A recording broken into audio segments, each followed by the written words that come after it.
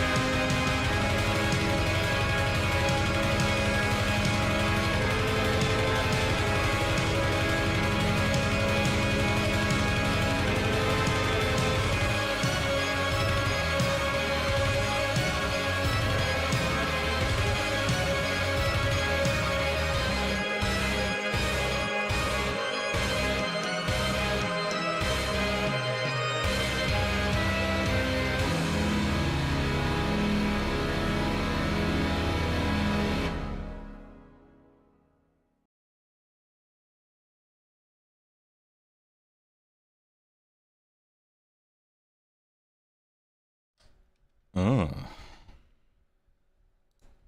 You guys doing this fine evening? Oh man. What do we got today? GHB leaks. Little walkies. I did a poll. Yeah, we're on the forest walk today. But we can go anywhere we please. TY for the Beats, SJ Arcade, during the intro. Secret YouTube first. Yeah, that's right. These bits are Arterius. We will have faction scraps. I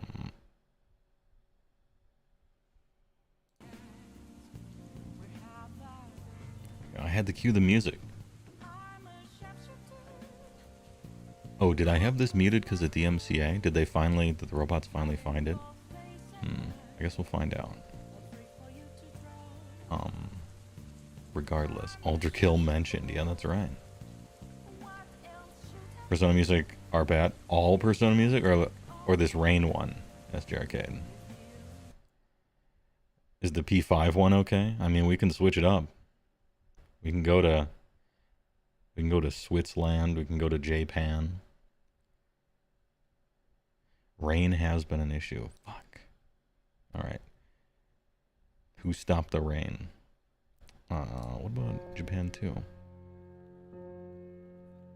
Content is not real at Cantor Radio. Yeah, truly the worst timeline. Except for all the other stuff. Just picked up some wings, ready for some news. Look. Maybe it's not the worst timeline after all. You know? Release faction packs or riot. Yeah, man, indices. What did they say? What was the date on those? Can anybody remember? I think it was July 7. But my number might be off. It was July something early. From what I recall.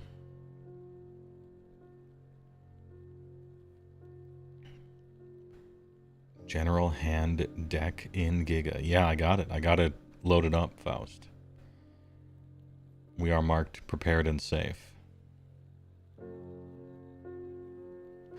The Korn article said before release. The article yesterday said after. Alright. Hey, alright.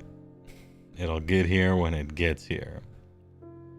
George Martin will finish that book series when he damn well pleases. Did they fix roll a die versus roll a dice? Oh, you know, I forgot to check. I think they insist on using the wrong form. Because as we know, dice is plural. And die is singular. Yeah, Spearhead in the meantime. You know, I might play a game of Spearhead. I kind of feel like it. It would be good for the show, and also it would be good for me to just like play I want to know what's going on. It's hard to make commentary on stuff when you haven't played the new edition. Even though Spearhead is different, it's close enough. It's got enough of the stuff with it, right?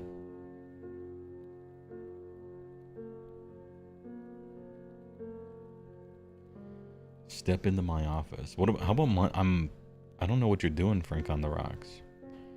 Or what your schedule is like. How are Mondays for you? Because you know I have a show Mondays. I could do a Monday Spearhead. Step into the office. I could do that. Hey, we'll talk. You're worried that Spearhead will have a low skill ceiling. I don't know. Conceivably, since Spearhead is specifically balanced against each other and you can't change your lists, perhaps that means that since the creativity and freedom of choice before the game is off limits, relatively speaking, maybe that means the skill is that much more important as far as what you do during the game. You know, you could look at it that way, I suppose. Depends on what type of skill you're talking about, I guess. But I'm talking in generalities here. Chess has no list building. Yeah, that's why I'm kind of saying there's a lot of different types of skill you can have. In Magic, there's such a thing as pilots and deck builders. And so some people are really good at building decks. Some people are really good at predicting metagames, and some people are really good at playing.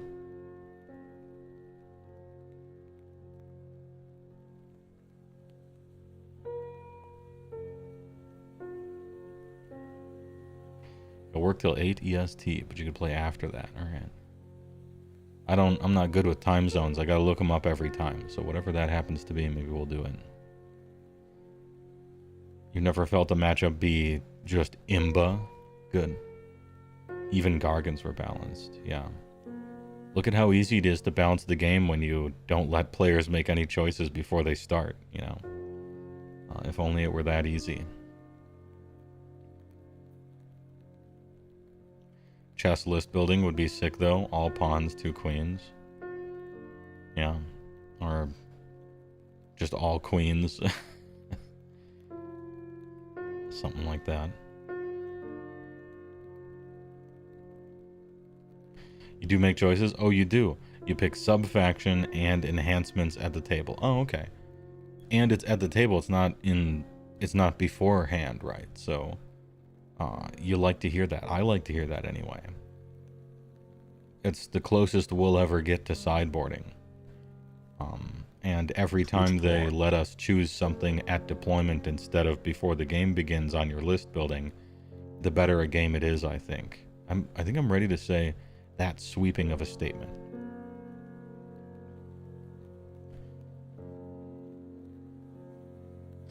Ahem. I like the idea of choosing all of your optional stuff in the deployment phase, because then you get to sideboard a little bit. I think that's a lot better. I don't know that there are too many important downsides to it.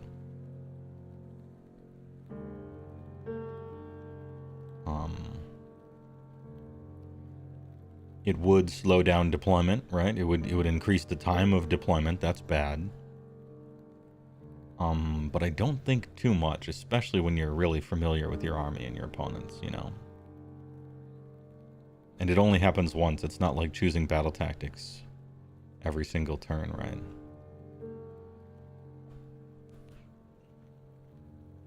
And if it stops, or at least reduces the amount of super harsh rock, paper, scissors, then I think it's a goal worthy of trying to do.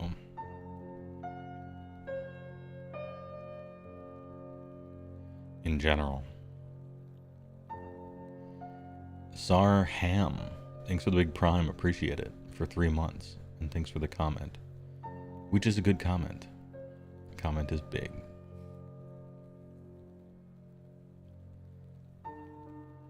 An hour from now is when you get out of work. Okay, so 7 o'clock. I think we could swing that. Go on an hour walk, and then Frank shows up. We do a Spearhead lunch break. I think we could swing that.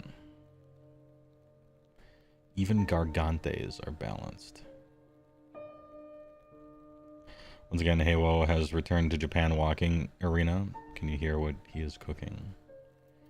Yeah, we're doing an alternative Japan Walk. I found a different place that isn't furious about using their stuff for some nice soothing walks so far.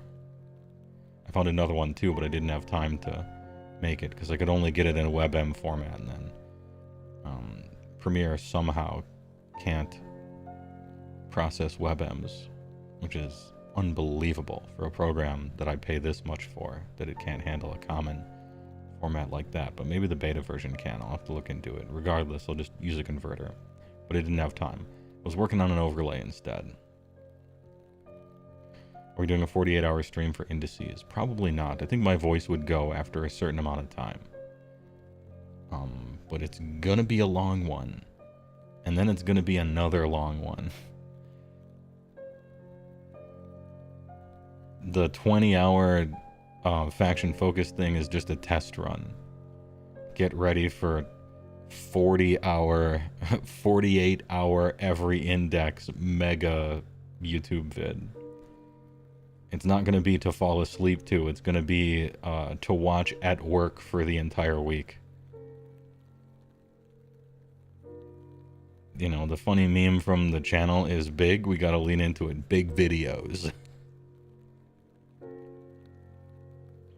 Yeah, it's an Italian lunch break. 3 hours, 6 hours, you know, whatever.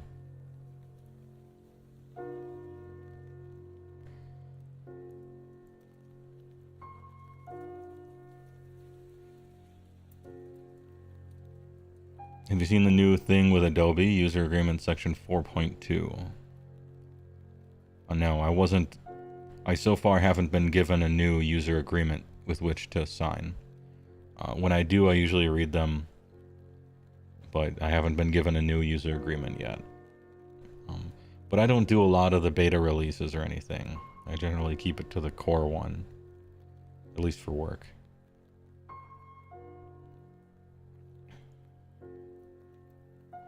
Don't you pick GHB bodyguard rules at the table in 4th now? We will find out right after this, because we're going to look at the GHB this stream. Hopefully you do. I think all the choices like that are good to happen as late as possible, essentially. You hope indexes tomorrow? Well, I don't know about that one. I don't think so. But, hey, I like surprises. It'll be an emergency stream if so, that's for sure. But yeah, I don't think they've ever done anything on a weekend. You're super curious for Sarcosanct in BOC. You heard nothing about those. That's because they are retired from the game. They will let you play them for the next year. And they'll give you digital battle tomes for them, probably at about the same time as everybody else's indexes. Which is like, that sucks, but it's also a big change from before where they would just drop it and then be like, fuck you. We didn't even warn you. You could have just bought a box of it. And it's illegal today, right? And now they're giving you a year warning, I suppose.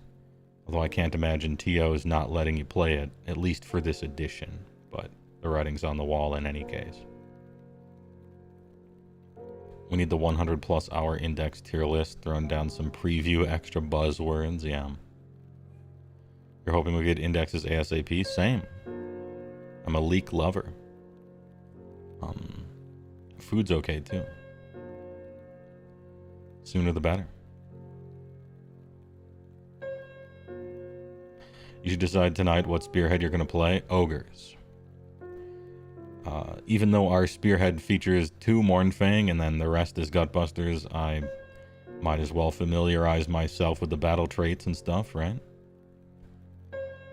Might as well keep it locked in. Ogres, my lord. take a look at the options maybe. I think I will. They want to train their AI on anything you make. That makes sense to me. Yeah. They would want to. Yeah. I suppose what's their alternative? What else would they train it on? A bunch of stuff they don't ask permission for and just steal? Like the previous generation of AI art did. Getting you to technically agree to it, even though it's a strong-arm tactic, I guess, is a step up from simply stealing it. Although that doesn't sound like something that I would like to agree to. But it's not something that I want to sign up to a yearly contract to use instead of just buy it and own it, like all software should be. And so they got me there, and they're gonna get me with that one too. It is what it is.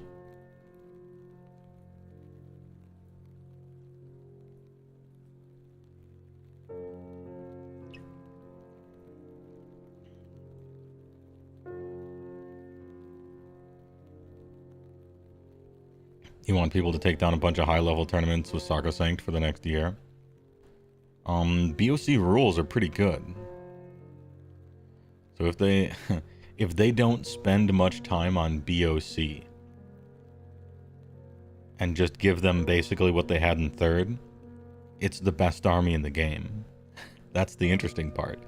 Is if they just phone it in on BOC and it's basically the same as third. If you just import a 3rd edition army into 4th edition, it just shits on everything because it didn't get any of the balance right. I would find it very funny and essentially salute them. Godspeed, BOC. Keep winning. Fuck them.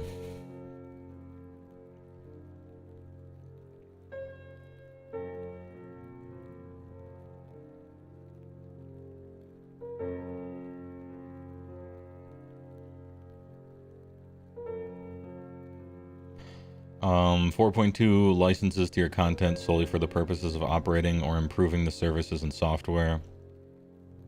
Hold on, I'm gonna read this paragraph here. If this is indeed the paragraph. 4.2 licenses to your content solely for the purposes of operating or improving the services and software. I assume that means training their AI on your stuff. Because they would need your permission for that.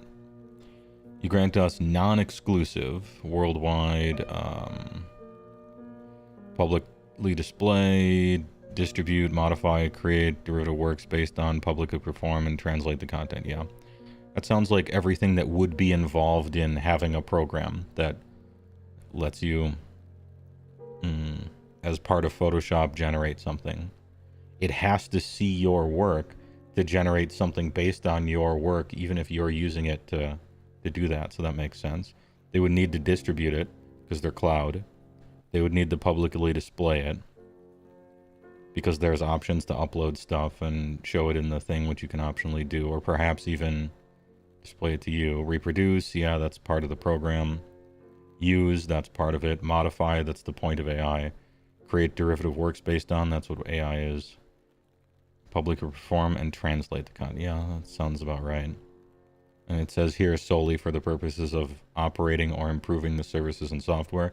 I wonder how big a net you throw. They do say solely, which is a limiting word. But then how do you define improving the services and software? I suppose you could perhaps run down a pretty long road with that one, depending on your skill at legalese.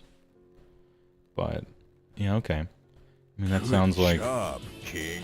That sounds like those agreements you have to do when you download a phone app that takes pictures, and it's like, we need access to your photo, you know? We need access to your camera for this app that takes pictures. Yeah, no shit.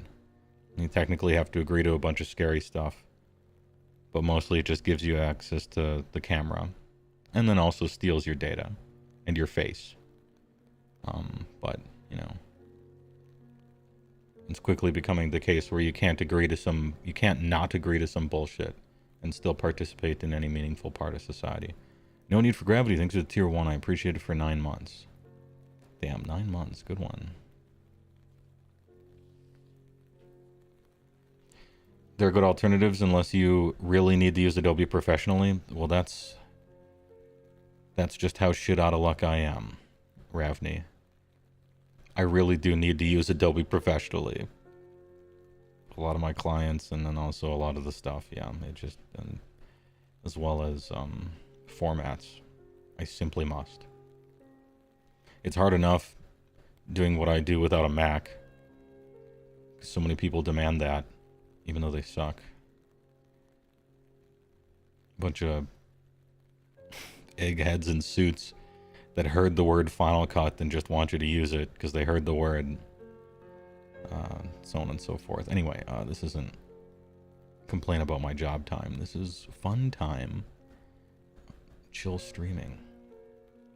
A lot of people have a lot more complain-worthy jobs than I do. I get to stay in my house, for instance. Complaining is essentially banned.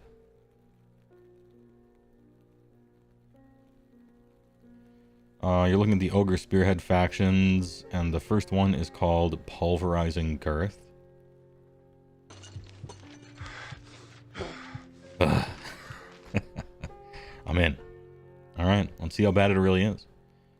You know, it didn't look good on paper, but the damage seemed like it was there. So, hey, I'll work with what you give me. Maybe it'll be fun. Why do they want Macs? Because a long time ago, people got it in their heads, mostly through marketing, that a Mac or Apple computer was simply what graphic designers and editors and photographers and creative people were supposed to use. And that's the reason. That's it.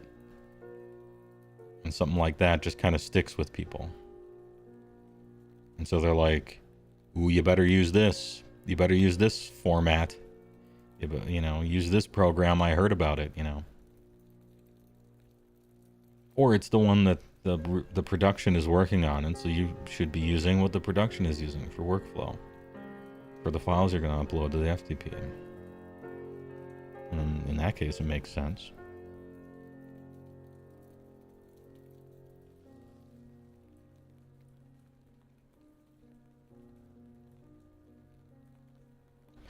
Maybe unpopular opinion, but I like that they just said, hey, we're not going to support this. But you can play it for a year instead of giving them a worthless foot hero and barely thought out book, and then retired the first day of 5th edition without warning. I kind of editorialized there, but yeah, I suppose that's better if they have to. To me, BOC is very different than Bone Splitters, and Stormcast is different than BOC. We've been over this before. It all kind of sucks as far as on your guys' side of it. That sounds frustrating. It's not. It's just, I just don't choose those jobs. That's it.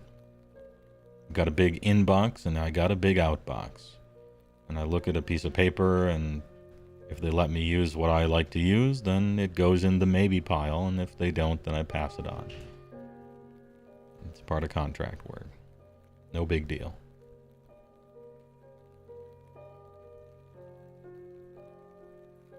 There are people that are roofing in the summer. White people. I used to do that. Don't want to do that. I'm in air conditioning, and like, you know, I get to choose my jobs. Complaining is banned.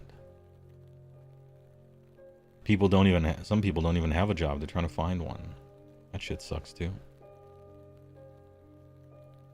Steve Jobs and his repercussions have been a disaster for the human race. I would softly agree.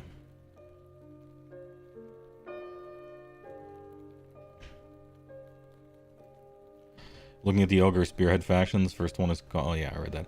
When you play EQ, do you play P99 or Live Server? Used to play P99 and a bunch of other EQMU stuff, but I no longer can. because there's a flaw in all of the Everquest clients leading up to, I think,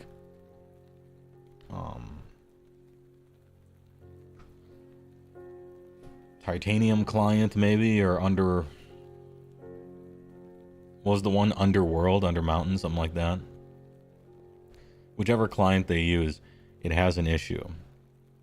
And the issue is, if you, to dumb it down, because I had to look into all this, to dumb it down, if your processor is a particular, on the timeline of improvement, level of futuristic and overpowered,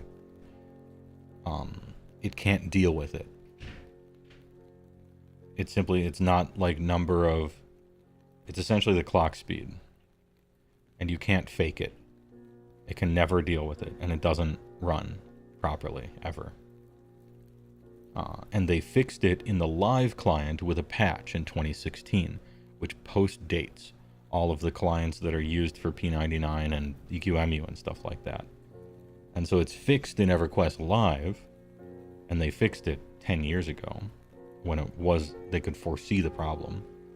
But now it's just what it is. And so if I want to play P99 or EQMU or something, I got to either get a shitty old laptop, or, well, it's just that I got to get like some old computer. I'm not gonna. So I'm forced to play Everquest Live, which is still fun for those zones, you know, the first 60 levels or so. Even though they did change Freeport into the disgusting, awful Everquest 2 looking ass version, which I wish they would revert. And it's got all the new models and everything that look terrible. Actually, even worse than the older, technically worse ones. Because those have charm. And the newer ones are soulless.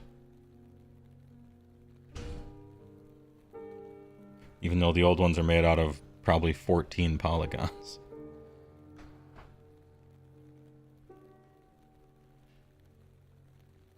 FTP mentioned. Yeah, sometimes I gotta use one of those.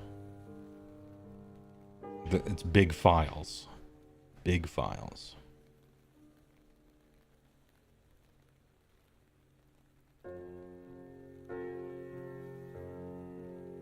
Those poor dumb bastard roofers. I mean, they're doing whatever they can.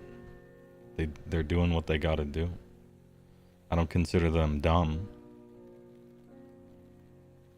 Everybody's just doing what they gotta do. You know? Squirrels in a garden stealing your birdseed. But if they didn't, they would starve to death. So it's like, alright. What are you gonna do?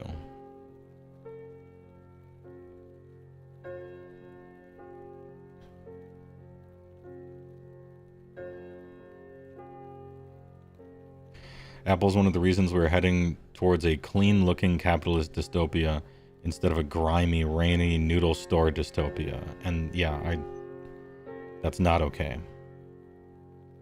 Yeah. If we're gonna go towards a dystopia, it better fucking be the grimy, rainy noodle store one. Not the sleek, shiny, rounded edges. Everyone is computer illiterate. Nobody knows how anything works. You don't own anything. You can't even repair it. It's illegal. Police kick down your door if you change the battery in your channel changer. Absolutely disgusting.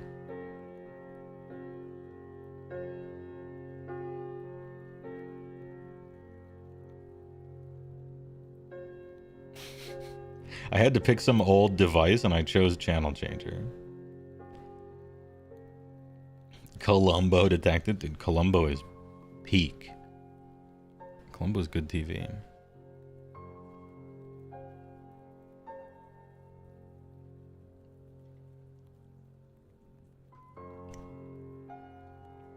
Ahem.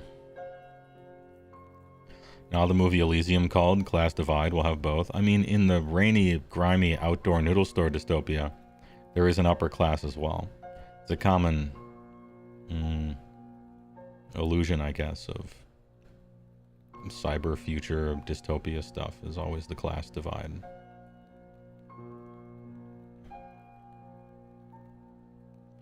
Remember the days when the remote was wired to the TV? I remember the days before there was a remote.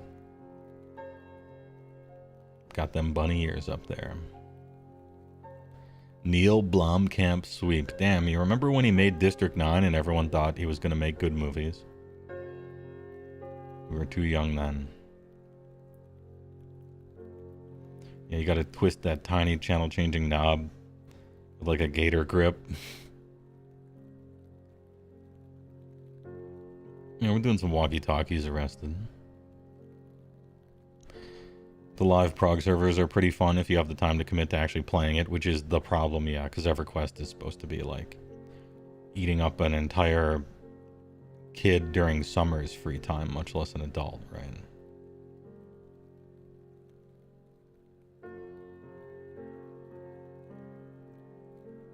Roofing makes good money if you're on a quick team. You just pay for it physically. Yes, you certainly do. I sure did. Used to dig holes. You gotta do what you gotta do, yeah.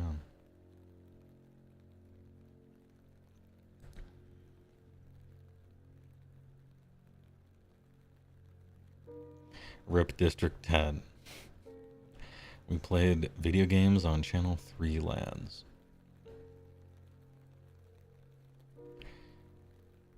The obscenely rich don't even live on tech pyramids. What's up with that? A lack of imagination.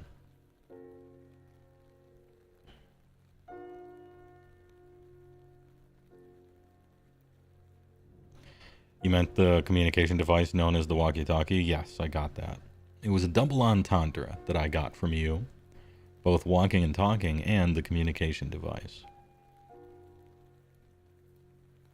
Short-range radio. Yeah, at least we have place to Japan still. And I got another bullet in the chamber for a second place Japan. I just haven't made a thing out of it yet. We have a Bass Pro Shop pyramid. How bad could... True, we do have that. That's big. It's big. Double walkies. Who... Good job, King. Rob, thanks for the tier 2. I appreciate it for 39 months. That's true. It's almost 38 months, but the problem is next month it'll be even farther away from 38 months.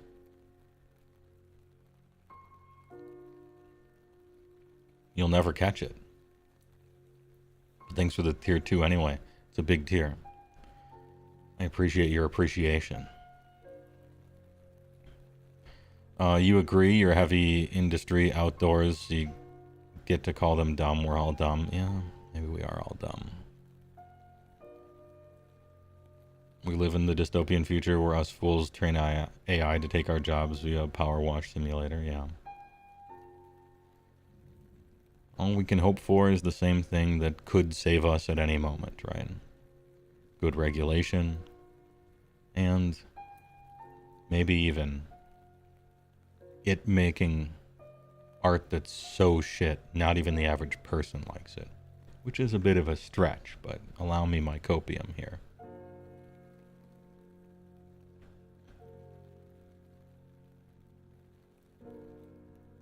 Probably not, though.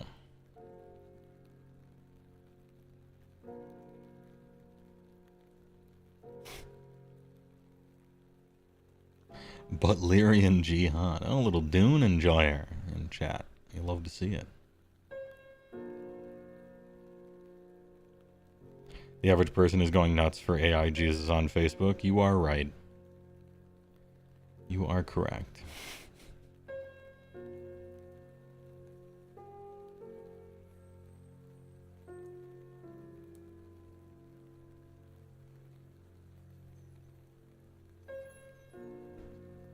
Ahem.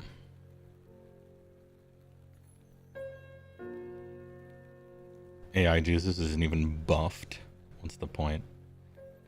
That reminds me of that famous one where Jesus like super jacked and just like flexing, breaking off of the cross. That was a classic. Hey, would you ever do battle reports or live AOS games? Live? As in real life? Certainly not. But every once in a blue moon, I will do a tabletop simulator game against somebody.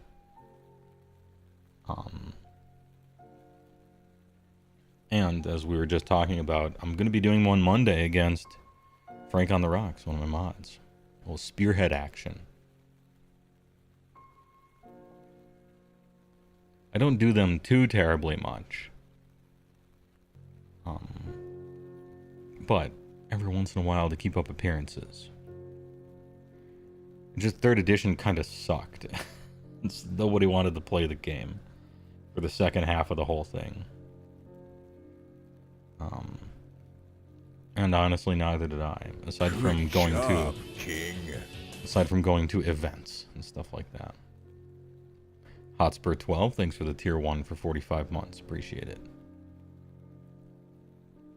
Are you going to try the new Dune game beta? Probably not. I haven't looked into it too much. I was shown an advertisement for it during the Video Game Showcase Awards or whatever they were. And it was not a good trailer. It was not a trailer that caused me to want to get the game. I like Dune. But the game didn't offer me something that I was particularly interested in. Which could change. I have a rule where I just don't follow an MMO. Because I learned the hard way. I used to be an MMO fan. I used to play basically every MMO that ever came out for a while. And I learned something during that time, and a little after it, is that if you follow an MMO in development, you are asking for it. You're just asking for it. Don't do that. Don't do that to yourself. Basically any game. Don't even follow a game that's in development. You're really just asking for it, I think. Observe it and judge it when it comes out. Do your homework. Be a smart shopper. Never ever pre-order or give them a dime until you can play it. Because it teaches them bad habits. And by them, I mean companies. As if they were wild animals, because they are. Don't feed the bears. If you give them money before they give you the game, then that teaches them that they don't have to make a good one. You already spent money on it. All they have to do is market it good enough to get past your best interests.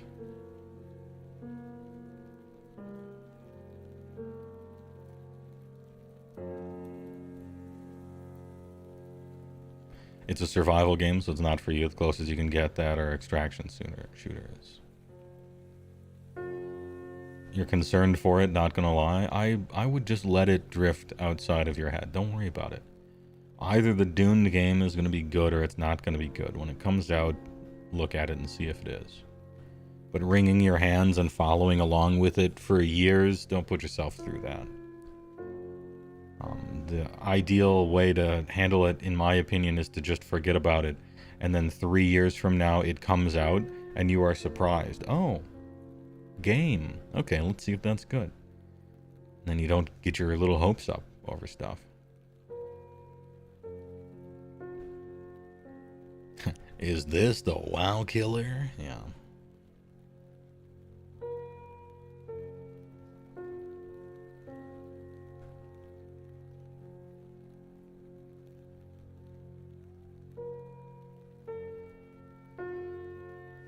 The year is 2007. Comedians and Baron Chat declared that WoW is waiting on Warhammer. I remember that. You know, Warhammer was pretty good. It was a pretty good MMO. It was better than it got credit for, I think. I rather enjoyed myself in it, briefly. I wouldn't call it one of the bad ones. I would even call it one of the hidden gems, if you like the source material.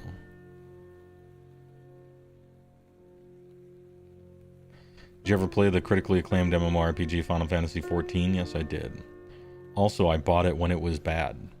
I heard that it was the worst MMO ever. And after hearing that, I drove to Comp USA and bought it. When it was bad. Because I wanted, show me. Show me what it means to be the worst MMO. Let me see it. And I played it, and it was very bad. I was kind of reveling in its badness as you might sit in a hot car and not turn on the AC just to feel suffering. You know. It was awesome. And then they shut the servers down. Wrote an official apology signed by the president to the players and everyone who bought it. Gave you essentially a free subscription to the new version, made The Realm Reborn. And then after that, they were better than a WoW. On again, off again, here and there for the next decade. And I got to experience the good times as well. I didn't even know I was signing up for that. Did you ever play Anarchy Online? Yes. Not 2, though. If it's the one I'm thinking of. And definitely not for very long. Month tops.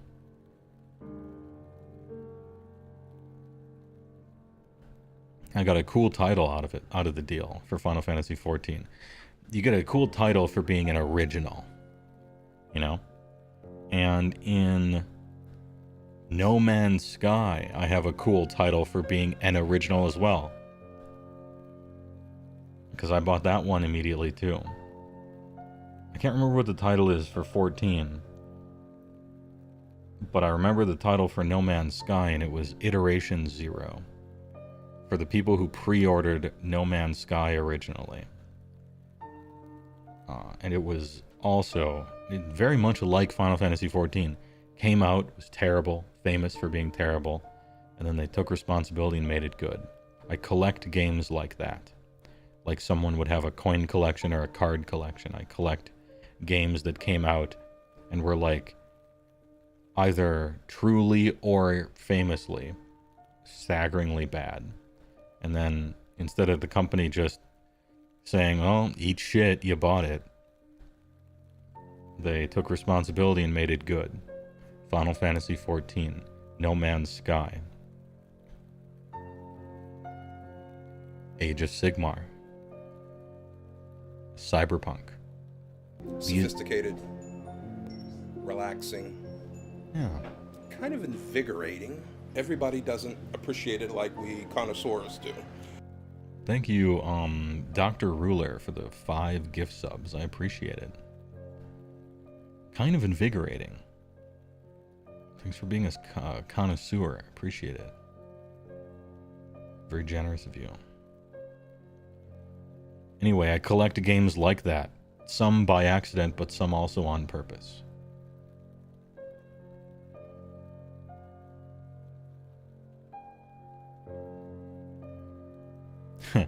CompUSA, you were more of a circuit sit-out man, yeah. City of Heroes and City of Villains, yeah, played those. Probably way too simple. This wasn't a term back when City of Heroes came out, but it played like a phone game where there just wasn't much to it. Fun to create your character, though. Yeah, Wildstar played a little bit of that.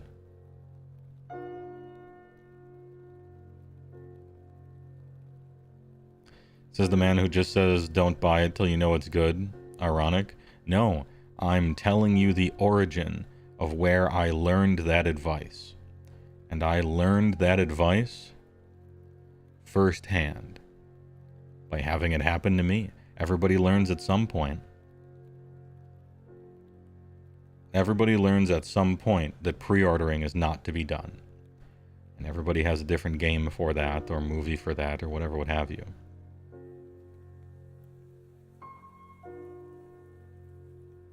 I was lucky. Turned out No Man's Sky became good. That almost never happens. So you didn't buy Street Fighter V? No, but then again, I wasn't in the business of really buying fighting games by that point, Frank. Although, that's a rough one.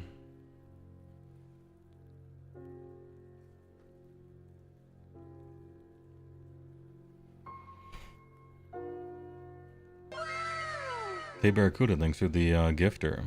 And it went to Dr. Rula, the classic gift 5 subs but isn't subbed himself.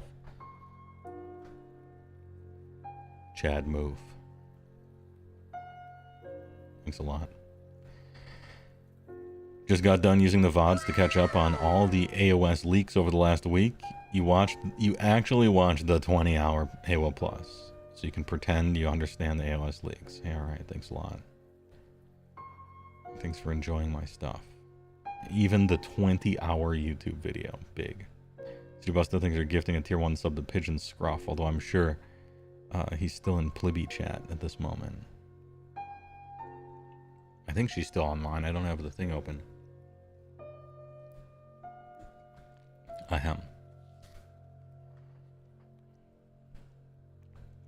Early access is just one step above from pre-order, but sometimes, yeah, there's reviews, yeah. Early access makes a lot of sense if you're a content creator. It's essentially a tax you have to pay to get more views than you otherwise would because you're playing the game early. It makes sense for a content creator. Or somebody trying to blast. Somebody going really hard.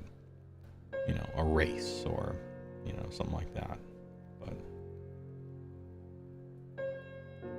it's kind of a gross feature. It prints money. It costs nothing. It just prints free money, you know. It works so well that I don't blame them for doing it. Just be like, hey, whenever the servers are going to naturally be ready to go up, say the release is 2 days later, and then have people pay to play it early. Print $13 million out of thin air. I would do it too. I could use an extra $13 million. I got $0 million at the moment.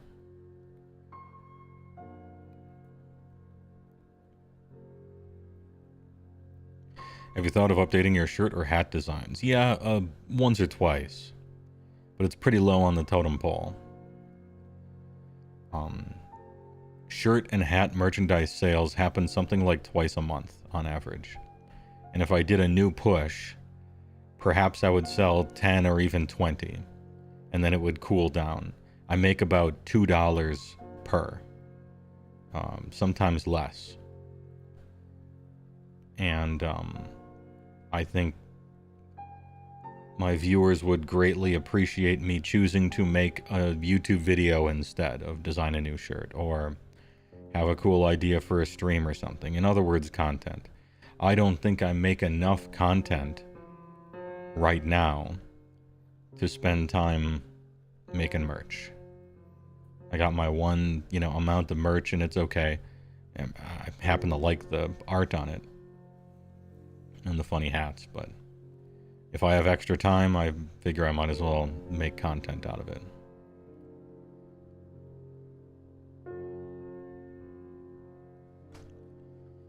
Big dice when? There's no dice drop shipping, so I never will.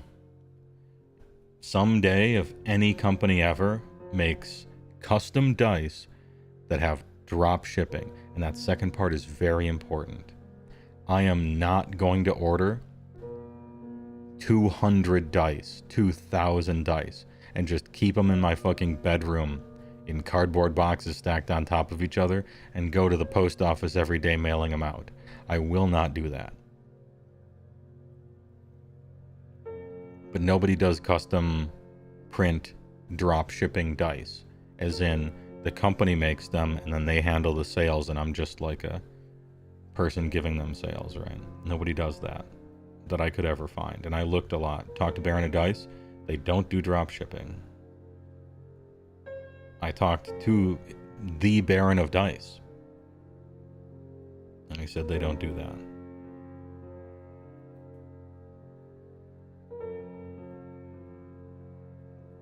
Talk to John Dice. Now, I asked him a few years ago. I want to say 2 years ago or something. But yeah, I talked to him on Discord. They don't do drop shipping. They just give you 5,000 dice. And their product is fine. Quality looks good. I don't have anything bad to say about it. They're just, like, the exact type of business that I'm looking for isn't what they're doing. That's all. One at the Duke of Dice, yeah.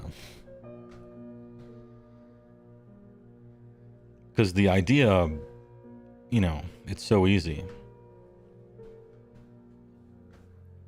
Black dice, the 6 says big.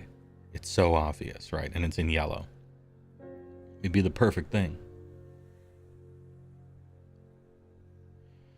You Googled custom dice drop shipping and Alibaba says they do. Yeah. I wouldn't trust Alibaba. And in any case, at least when I looked, I went to Alibaba's website just to see, and it wasn't really what they said it was. Can you imagine that?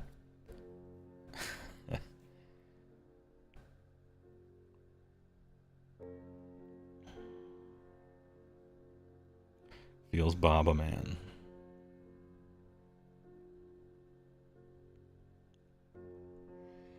You only have extra time to play AOS during the summer or early fall months. Should you wait until next summer to dive into 4th edition or continue to rock 3rd all summer?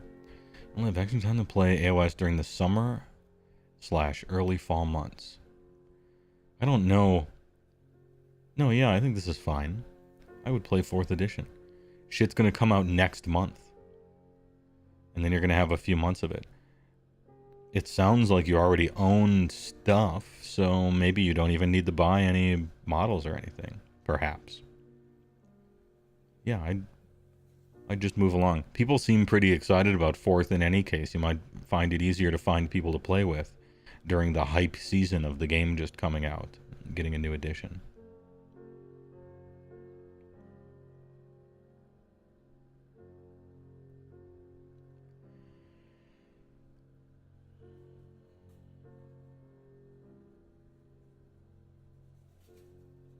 Are the bracketed entries not filled in as a joke? Yes. Yeah, that's my idea of a joke. I did that a long time ago and I kept it that way.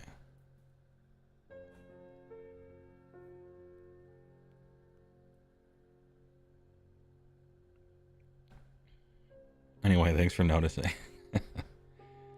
Rob Liefeld. The Rob Liefeld. Comic book artist extraordinaire. Hey dude, my bro recently showed me your channels. You've been binging my stuff. The 93 video is an all-time classic. Thanks for enjoying it. I took a lot of time and effort on that video. So thanks for liking it. Wow, Rob Liefeld? No, it's got 4 numbers after the start of it. But still. Anyway, thanks for liking my stuff. I'm completely out of the NOS. And so I simply have to get a drink. I'll give you guys a commercial. Get up, stretch your legs a little bit. It's been an hour walking. And I got some updates for you.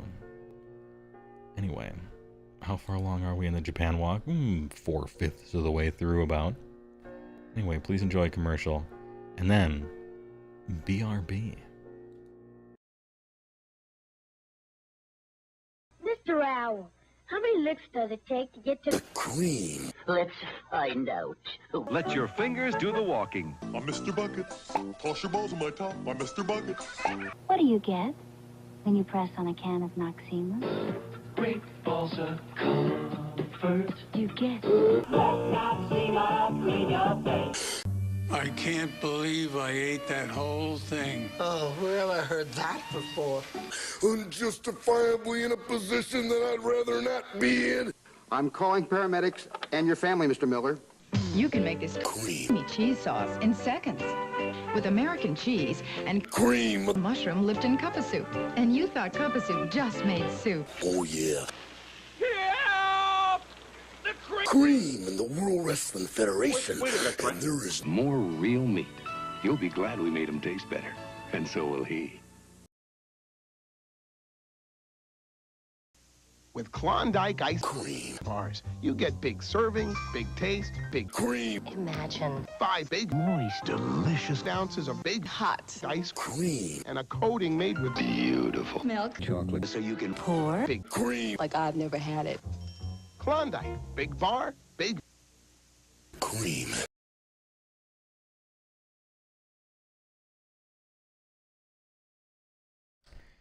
Big bar, big cream. Let's get back to where we were before. I'm trying this. I got it at a place. It was kind of expensive. It came with the meal.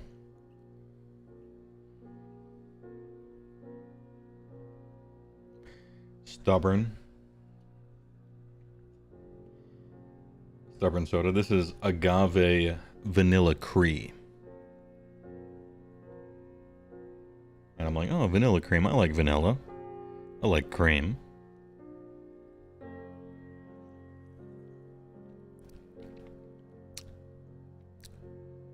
It's alright. Tastes too expensive. It's alright. It's not like crazy sweet, which is good. I think you can go wrong in a cream soda by making it way too sweet. It's alright. I don't think I would get it again. Soda review. HeyWoah's soda review.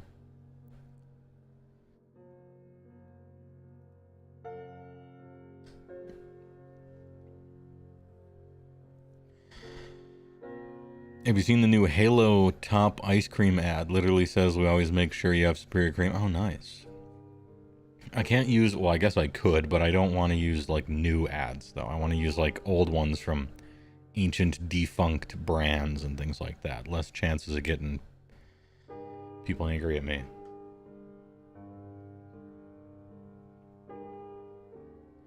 If you have unscrupulous stores near you, you might be able to walk in and get it now. Yeah, true. Unscrupulous, huh?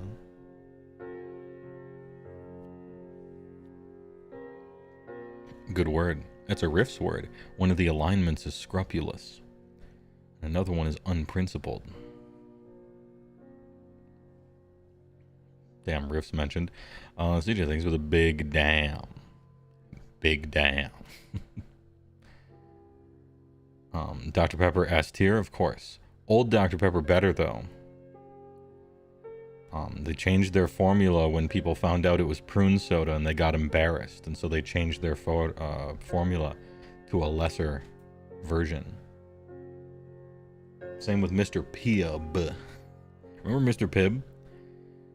Like old Mr. Pibb before it became Pibb Extra. They changed their formula too. It used to be a lot better.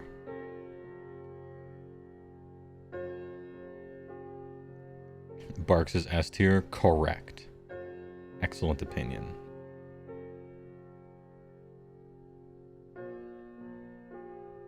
You're nothing if not a $5 word enjoyer. You gotta match the bank account. Yeah, true. You miss Crystal Pepsi? I've had Crystal Pepsi.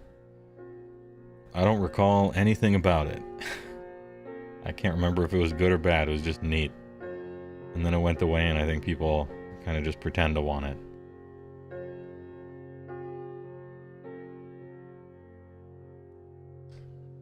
We got that Mr. Plib and Mr. Plib Extra.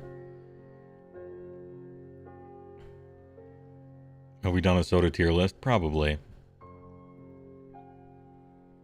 I think we have, yeah. I don't know how exciting it would be. Old school A&W and the frosted mugs, S tier. Yeah, there's a special name for that if you're still trying to find it, because they still make it, Salt Patriot. They still make the old type of A&W. They just call it, they call it 1919 A&W. And I'm pretty sure they still make it. Like triple S tier. Triple S tier shit.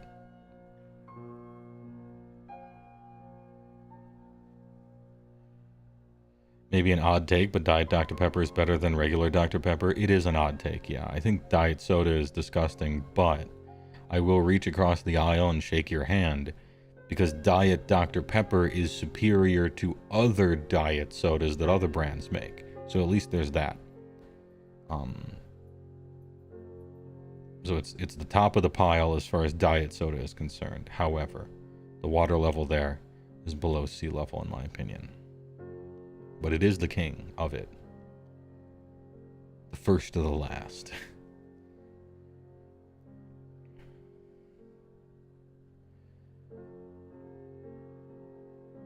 You'll be questing for AW 1919 now? Yeah, I mean, they still made it as of a few years ago last I checked, but that's what they call it. And it's that original stuff. Get yourself a frosty mug for the whole experience. There's something about drinking it out of glass that's different than aluminium, or aluminum if you prefer.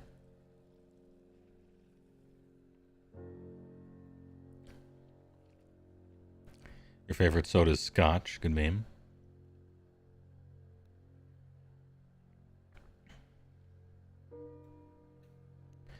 Dr. Pepper cream, though? Yeah, DP cream. Super good. Yeah, we're walking through Japan at the moment. From the channel that isn't angry that I do this. There's one channel that does not like me doing this. And so I don't to them. And there's one channel that's cool with it. And so we are. Yeah, it's a good float soda, A-dub.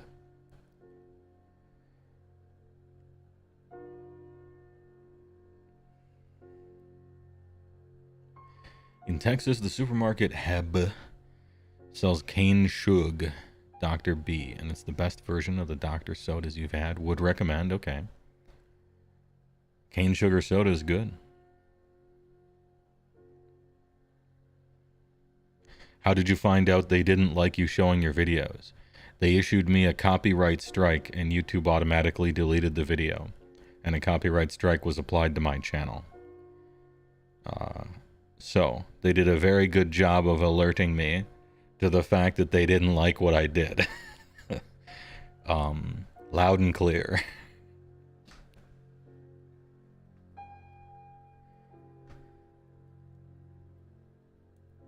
Yeah, they went with the nuclear option. You get 3 of those and your channel's deleted straight up. Doesn't matter how many millions of subs you have for videos. If you get 3, gone. Livelihood destroyed. You're fired. So it's kind of serious. It goes away if you don't do anything bad again for the next 60 days or something, or 90 days. I can't remember what it is. And you can take a little... on Twitch, well, actually on both websites, they make you take a little test. You go to copyright school. There. You go to copyright school. And you have to take a test. And they ask you like a bunch of questions. It's a fill-in, it's a little multiple choice. And they're like, when is it okay to use stuff that you don't have the copyright for, right? And then there's a bunch of answers that are really patronizing, and then you have to click never, never at all, not even once. Every single video on YouTube, a billion videos a day do, and it's fine, but a few people it's not okay for, but you have to say never, you know. And then it's like, does fair use protect you? And there's no option to say legally yes, but that's not how it works. The law is powerless here. You just have to eat shit. And then so you select that last one that I just said, right? And then there's another one where it's like, if you feel that they did it in error, what can you do? And then there's like, oh, well, I could contact the person who owns the copyright, or I could issue something where you essentially click a button and it says, no, I think they did it in error, and then it gets sent back to them, and then they decide whether they made an error or not. And then they will say, no, we didn't make an error. Fuck you. And so on and so forth. Bishop, thanks for the Sorcerer Supreme on YouTube. I appreciate it.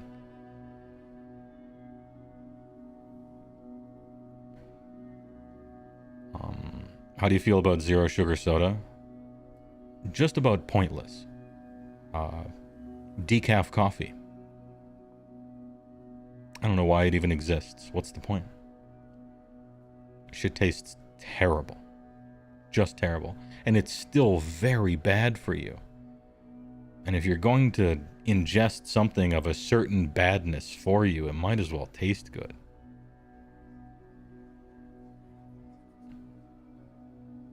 You quit drinking soda last year. It's a good way to lose 5 or 10 pounds for free, is to stop drinking soda. Shit's very bad for you. Not as bad as like smoking, but it's still pretty bad for you.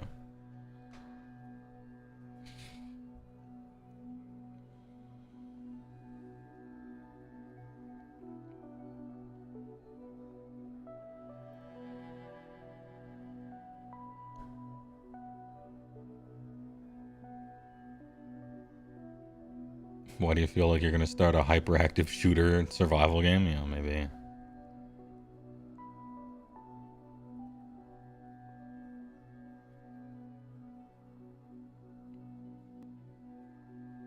You love that Europeans can't handle root beer like Americans can? I don't...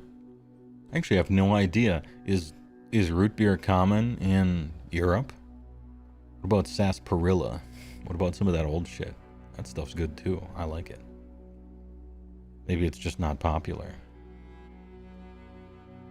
Doritos is fire. Yeah, Doritos is pretty good. I like the red kind. It stains your lips a little bit. I don't get it very often. It's like so sugary though. Like it's so sugary.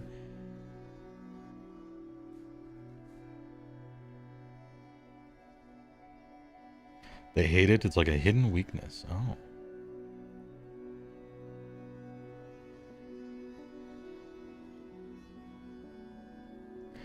You go crazy for lemonades, though? I really don't like lemonade. It's too sour for me. I'm not trying to drink something quite that sour.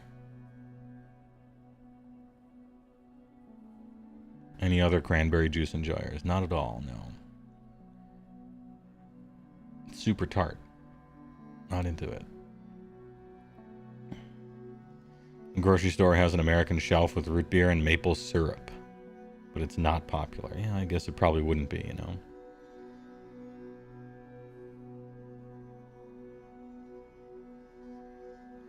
Natural cane sugar Coke from Mexico. Yeah, shit's delish.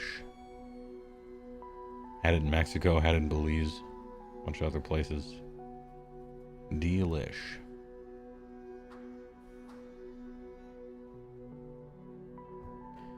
You've quit soda for the most part, but sweet tea is your last hurdle to defeat. Yeah.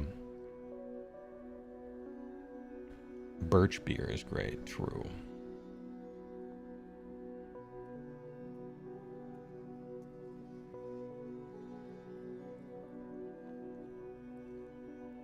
Every non-American you've introduced root beer to says it tastes like medicine.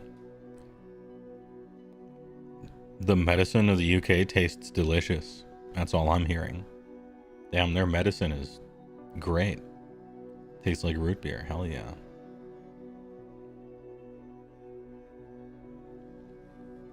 Root beer glazed lamb ribs is a religious experience. You urge everyone to try it at least once.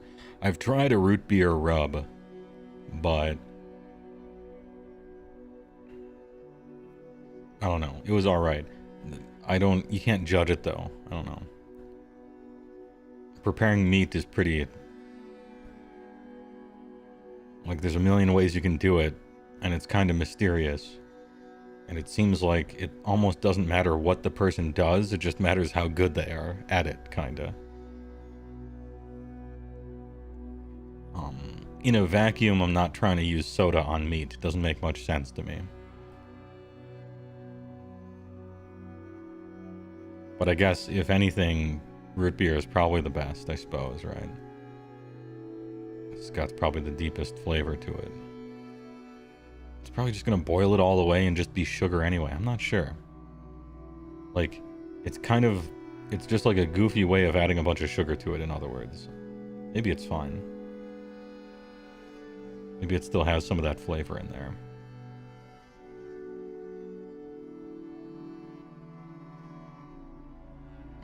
+1 on ginger beer. I've had a Moscow Mule or two in my day, and they're kind of fun. but I'm not like a ginger beer kind of guy. I like my beers really dark and thick. Fucking, I don't know. A porter is about as light as I get on beers. I like my oatmeal stouts. I like my chocolate stouts. I like my imperial stouts. I like my porters, and sometimes even vanilla porter. But that's about as light as I'll get on beer for the most part. Dark and thick.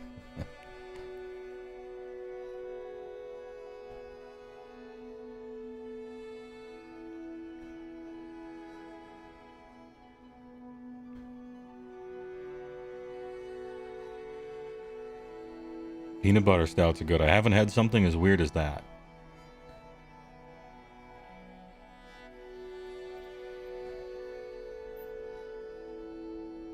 Have you ever had a Sam Adams Utopia? No, I have not. I'm not like a huge beer drinker. I guess I never really was, but yeah, I'm not like a big beer drinker that's always drinking beer. When I go out to eat maybe 4 times a year with people, I'll get like an imperial stout with my steak or something like that. If we're sitting around the table talking into the wee hours of the night. But I don't have liquor in my house. I just don't keep it there. If I don't have any, I'm not going to drink any. And it's probably better if I drink less than more. So I just don't have it around.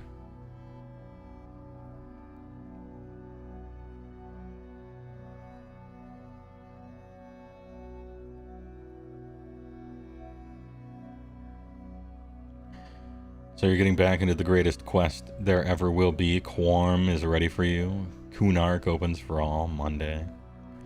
Oof.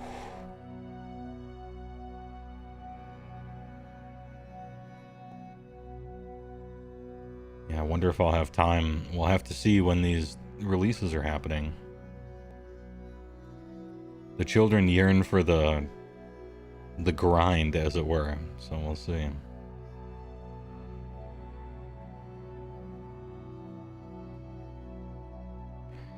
You tried one of those alcoholic iced teas and you'd rather go to church than do that again? Yeah. If someone offered me a Mike's Hard Lemonade, that thing's a headache in a bottle. Like, way too sweet. As you drink it, you're already getting a headache just drinking it. Nah, I can't do it. I can't do it.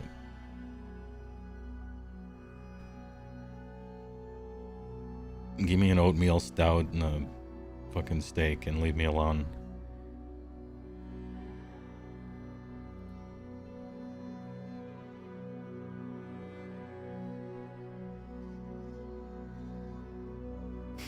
I'm a headache in a bottle. Hey, RM.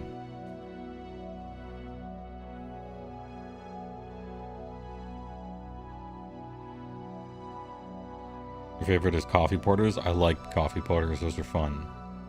I like a lot of porters, as a matter of fact. I've had coffee porters, oatmeal, or sorry, not oatmeal, chocolate. There's a bunch of milk stouts and milk porters that are good.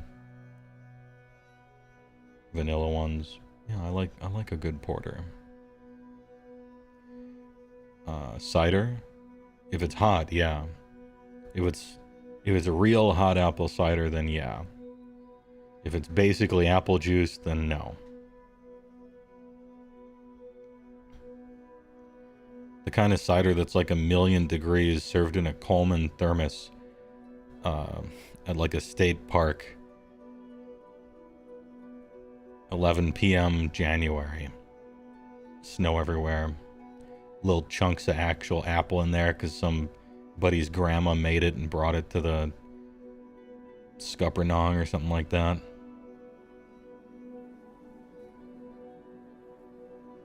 That's some liquid nostalgia right there.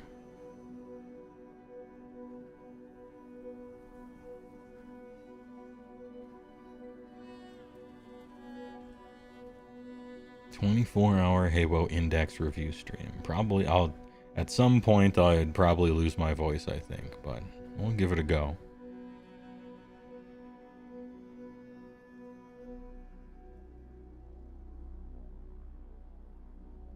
Use porter in your chili in place of water. Sounds fun. A lot of times I use porter when I'm making brats. Because Wisconsin, right? But yeah, I'll pour a bunch of porter in there. Got some porter, some slaw, a bunch of onions, garlic, all the rest of the stuff, and just boil them. Boil the brats in there for like 10 hours or something. Pull them out, sear them up on the grill so that all that shit's locked in. Delish. Some brats.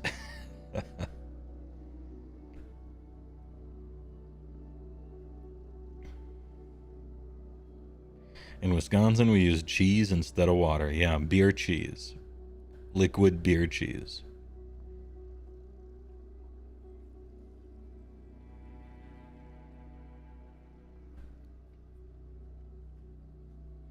Dylan!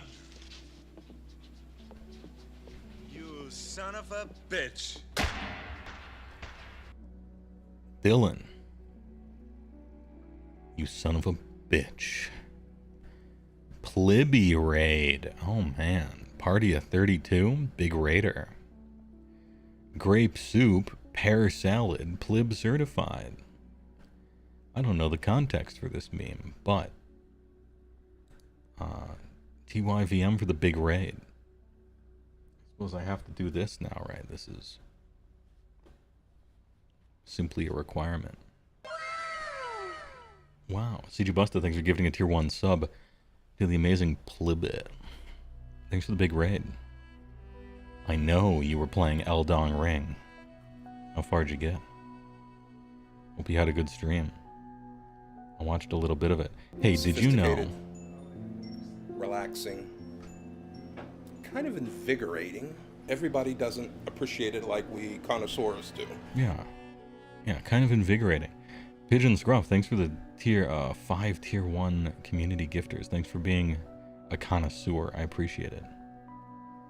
Thanks for liking my stuff. I appreciate the raid. Plib. Grape soup is getting popular, huh? Right. Relaxing. Kind of invigorating. Everybody doesn't appreciate it like we connoisseurs do. CG Busta thinks a tier 1 grip of gifters to the fresh raiders. Can one of the mods shout out the channel? I heard you can do that. I don't know how to though. It was the amazing Plibit. Today was a big day for the amazing Plibit because her merchandise store just went up. And I bought myself a hat and I bought myself a shirt. That's value. It's exclamation point SO. Okay. Like SO? Oh, shout out. Yeah, that makes sense. No Arterius, not Discord. All right. SO. Wait, how did I do that? Oh, he did it. He did it. All right. I was about to have to type myself. Anyway, everyone be cool. Very excited for your hat to be worn by the big HeyWoah. I'm going to do it. It's part of the production value of the stream. I'll get another one. Anyway, thanks for showing up. I can't remember what I was talking about, as a matter of fact. Oh, you were talking about brats. We're talking about Wisconsin and brats. And, making them with porters and imperial stouts and stuff. And then someone dared suggest that Wisconsin is not a cool state.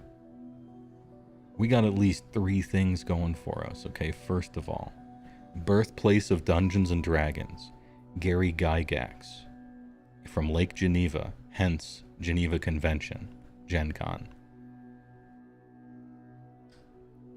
Not exactly a lightweight. Orson Welles grew up here. You know, made a movie or 2, kind of a big deal. We have actual cheese. Cheese is pretty good. Red Letter Media. Yeah, okay. Right after Orson Welles, only one step down in film fame is Red Letter Media. True. True. Yeah, good meme. Good one. Do you like collect hats or have a hat rack with god tier hats? Yes and no respectively. I do have some hats. I generally cycle between a few of them as a bit, kinda. My god. Mostly I find them in dumpsters, you know, the town dump, stuff like that. I found a V Shoujo one that way. I found, who else? I found like a Zentreo one that way. I found a Zone hat that very way. I got an Altered Beast for the Sega Genesis hat that I got from some ancient convention. I worked there for a little while. Had to do with old games and stuff like that. I of course have the big hat that I sell on HeyWoah store. Every big hat you buy, I get $1.43. It's pretty sick. It's essentially an infinite money glitch. That's Megan Fox, actually. Yeah, you're right. Orson Welles from Transformers. Somebody shoot that guy. Some blue name. Hanging in the weeb dumpster. Yeah, that's quite true.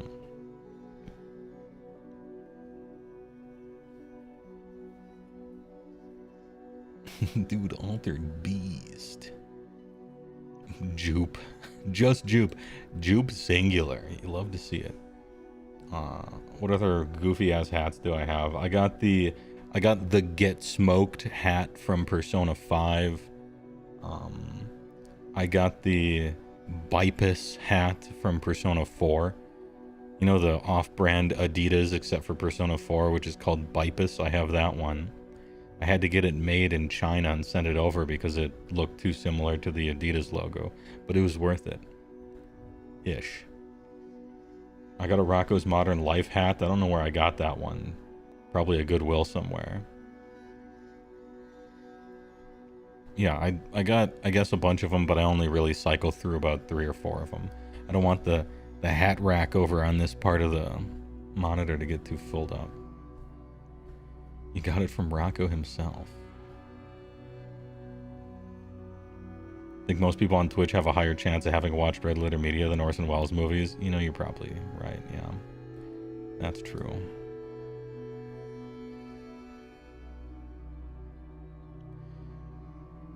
Altered Beast fact, did you know that the chicken leg enemy went on to be featured in Golden Axe? No, I didn't, but that's a great addition, and I appreciate you telling me that. Rocco's Modern Life. Peak cinema. It's film. Call versus B plus A minus. When compared against, like, McDonald's, sure. You know, it would have to be a fast food tier list, in which case it's pretty high on the running. But against stuff that's maybe doesn't quite count, like Shake Shack or something like that, it kind of pales a little bit.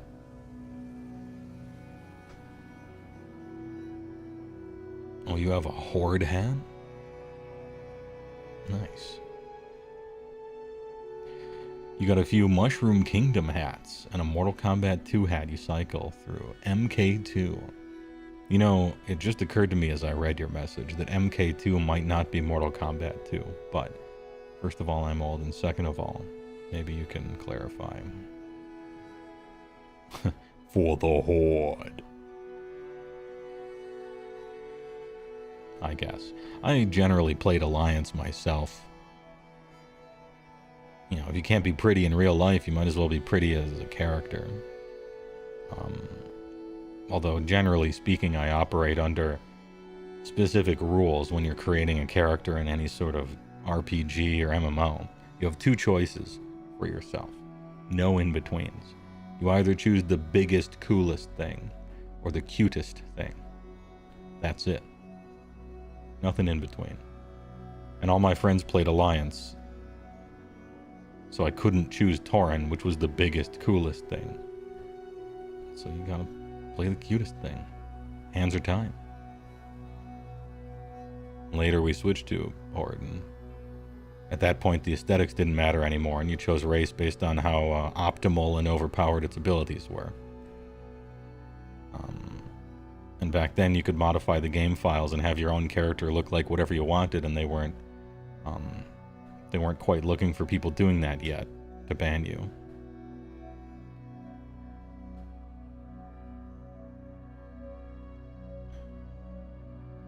You have about 1,000 Temple of Fuzzwitch hats. Let's go. You got any of the stupid ones, you know, big brim like these, snapbacks, jupes? Do you have any of the dumb hats? I kept forgetting to bring it up. People actually hold umbrellas in the snow in Japan and apparently Europe, yeah. I don't get it. But then again, I'm from Wisconsin, so like, if we used umbrellas in the winter, the thing would get blown inside out like a vampire squid and break and fly away. Maybe in countries with no wind you can do such a thing. In which case, hey, alright, you know.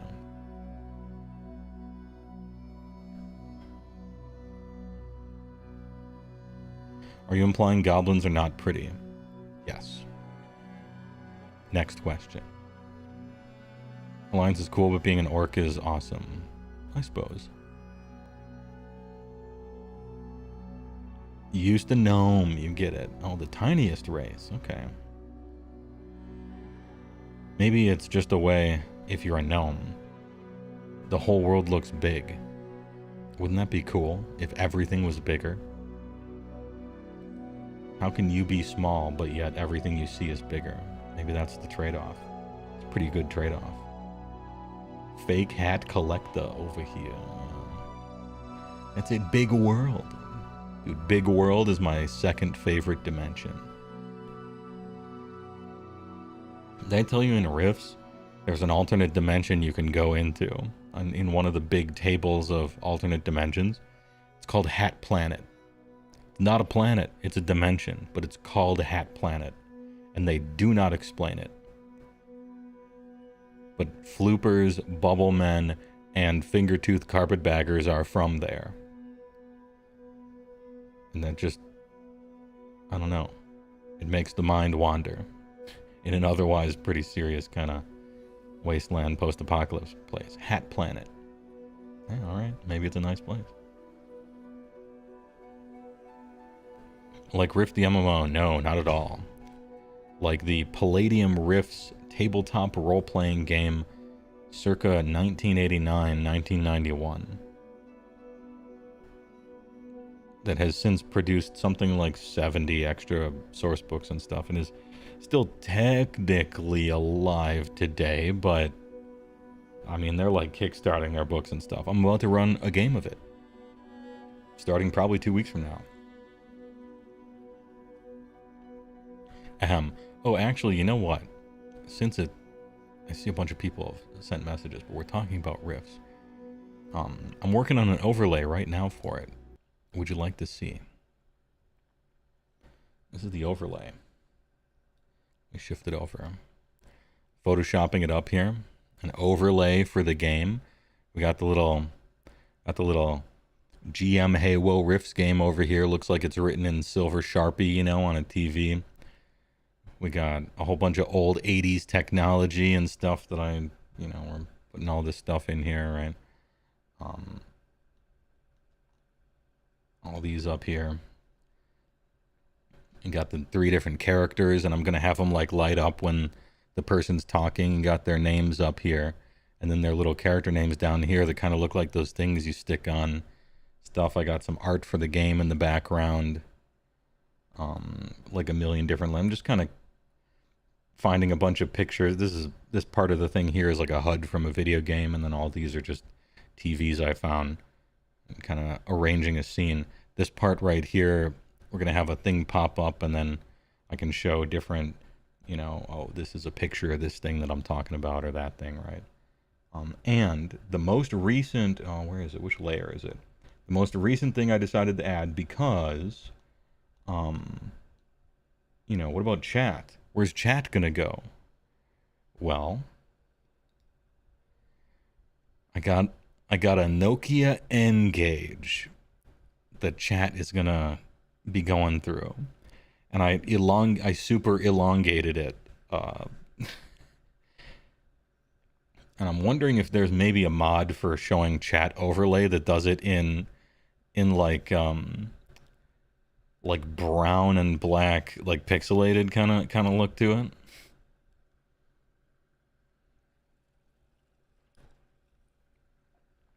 This is peak content we're in. Anyway, so this is a little preview. A little preview of the overlay. Because you gotta have a lot of exciting, it's a TTRPG game. And so it's just a lot of talking. Not great as a spectator sport unless something visually interesting is happening right, and so I decided to make an overlay for it. Do you have a favorite font? Probably what's the oh shit, what's it called? Copperplate Gothic. Because it's so absurd and loud and strong and stupid and big. Yeah, probably Copperplate Gothic. Anyway, great question. Diablo 1 font? Yeah, with the crosses in the O's and zeros and stuff. Anyway, back to walks. I just wanted to show a preview. And let's go to yeah, Diablo 1 stream never. Probably not. Comic Sans, somebody shoot that guy. Windings, somebody shoot that guy. Papyrus, okay.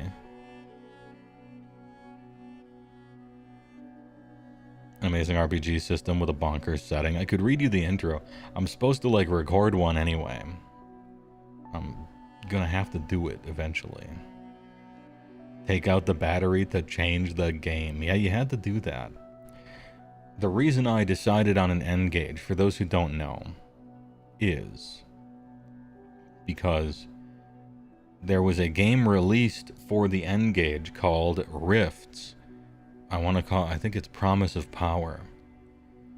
And in the insert of the rule book, there's like an advertisement for the game. And now when people are playing the game and they open up the rule book, there's like, buy it on the end gauge. And you're like, the what? Anyway, so this is kind of, it fits the just old shit collection of, you know, old crap. But then also there's a real connection there for the game.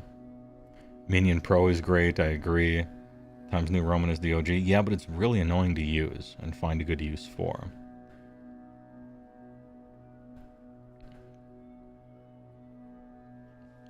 Verdana Pro is the correct answer. I like that one.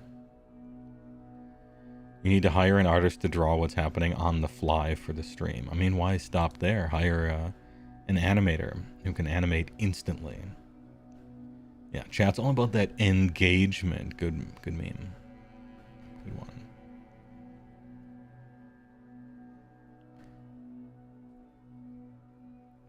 Anyway, TY for the big raid. I know, like, when I'm done streaming, I have, like, shit to do, so, you know, no big deal. But, if you're still here, thanks for the raid.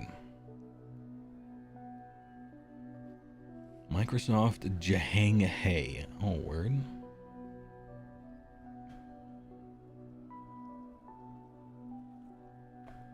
What do you think I should do? I have a question for chat here. So I think I might make a video that maybe chat can watch, and it's just going to be like 5 or 10 minutes, or should I just put it at the start of the first Rifts game? It like explains the game. It's kind of like an intro. Hey, this is what Rifts is, because it's a common question. Ahem. It's a common question. When I started talking about Rifts, I saw a bunch of people on YouTube and Twitch both. And they're like, what's Rifts? Do you mean that awful MMO? Right? And so maybe a little introduction would be in order. And so maybe it should be a YouTube video, or maybe it should just be at the start of the stream. It's like a primer, yeah.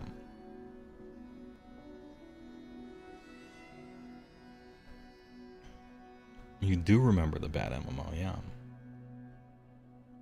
It was one of the... I guess I don't think it was one of the first... Wait, no, that's not Rifts. What's the one I'm thinking of? It was kind of like an action RPG. Or kind of like an action MMO. It had dodge controls and skill shots and stuff in it. Korean. Is that Rifts, or am I thinking of a different one? You know, they're just blending all together. Never mind. Singular Rift, yeah. I think Singular Rift. Yogscast did some fighting fantasy streams where they did one of the adventure modules and had an artist draw everything on stream as they played it out. Jesus, this is my competition with a TTRPG stream. Are people who can afford to hire a living artist and just fucking churn it out live? Holy.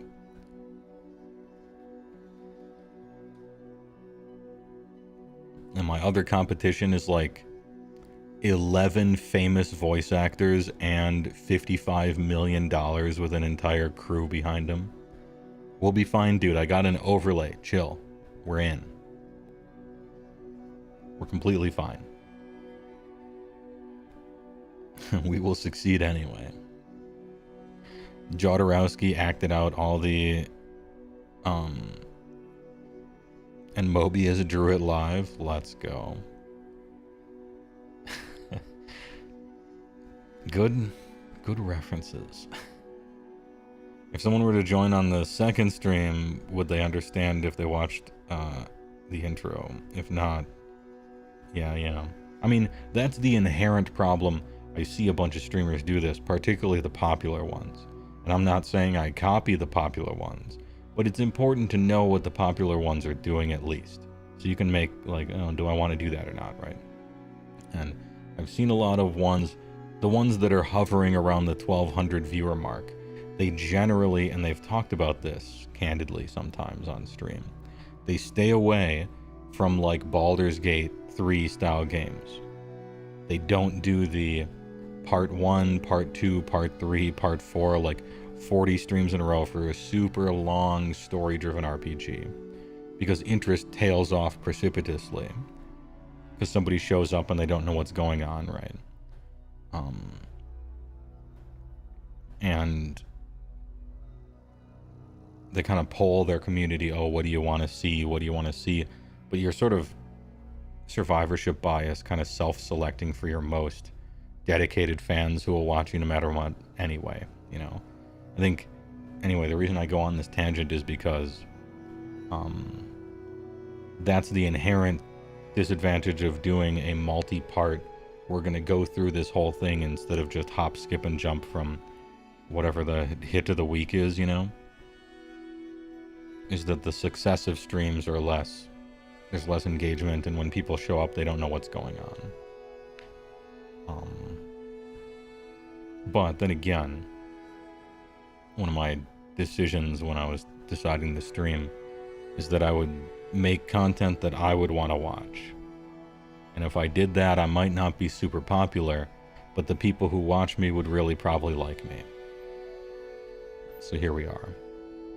It's just sometimes I play waifu games and do TTRPGs and stuff.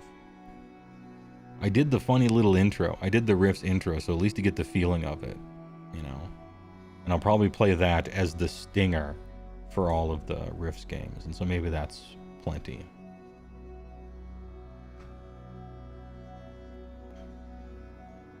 It's not a one-shot, no. I don't know how many it's going to be. It's kind of like how good it feels, how successful it is, how much people like it, whether I like it, whether it's working. Probably do a few adventures until we get to the end of, you know, a natural chapter, and then kind of reassess the situation from there, I think is my plan at the moment. Don't forget Sam Riegel ad-libbing entire songs for his bar. Do you expect the same from my stream? I'm pretty good with, like, coming up with stuff. I got things written up and, you know, people got speeches and descriptions, and I think there's going to be cool stuff that happens in it. I'm not concerned about that. It's just, you know, I run my stream on $12 duct tape and baling twine. So if something that I can do is available, then I'll spend a bunch of time to do it, but I'm not, like, in a position of being able to spend money on anything, really. Which I think is fine. There's a certain atmosphere and vibe, I guess, to my streams, which are in general somewhat low energy but comfy, with extremely high energy, meme intros, and in this way we have some balance. Having a 5-minute, 10-minute video for reference for anyone sounds more like it would help in the long run with your style of explaining a dumb bird. I myself would be interested as you would know what is going on. Yeah, true. And then I can reference the video and then they won't watch it and then we'll be back to square one. But I'll have made a video and uploaded it. I should do more of that anyway.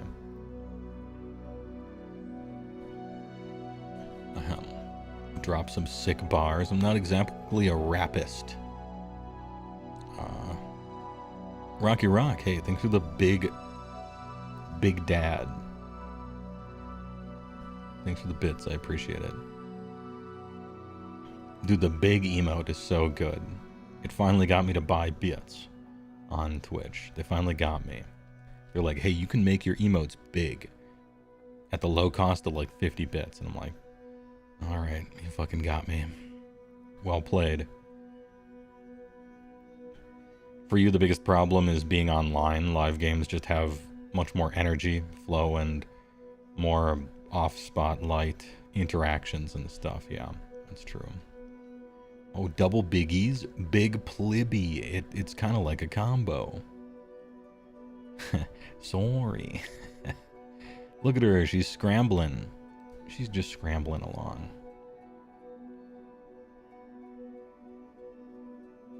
The big fish and all the little Sigmar pond were easy to please. Oh, perhaps. Damn, look at all the little plibbies just wiggling around there. These emotes are great. Oh, big fan. Dude, I can't wait till I get my merch in the mail. I was gonna get a sticker because your design for the sticker is incredibly cute. I'm not normally a sticker guy. I don't have anything to put them on. So I usually abstain from stickers. But the design for it was quite cute. However, I should let you know, and there's no way that you have any control over this, but I was going to get it, but it was going to come in a separate package. And there was an overnight option in the checkout. And so I'm like, oh, overnight sticker, huh? $114. But I could have done it. I could have clicked on it. Chose not to. A touch out of my price range.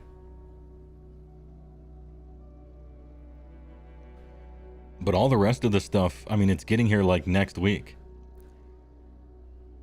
So it's not like the place is super far. I don't know where it's sending it from, but it doesn't seem that far away.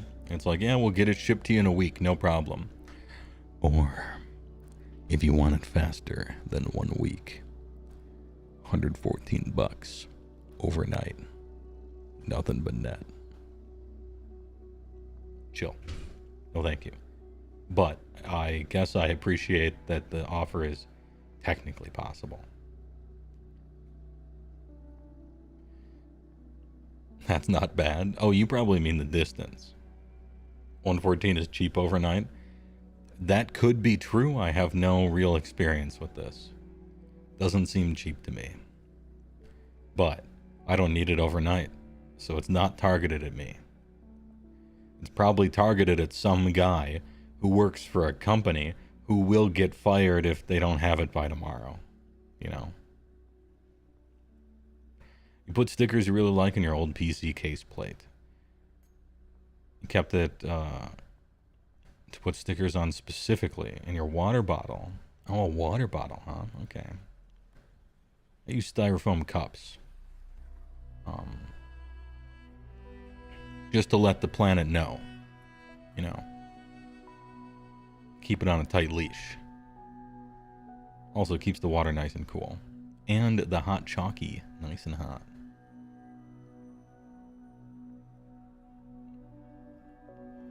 Please help. I'm addicted to overnight plib hats and stickers. Yeah, somebody who's good at the economy, help me. My family is starving. I keep overnighting stickies.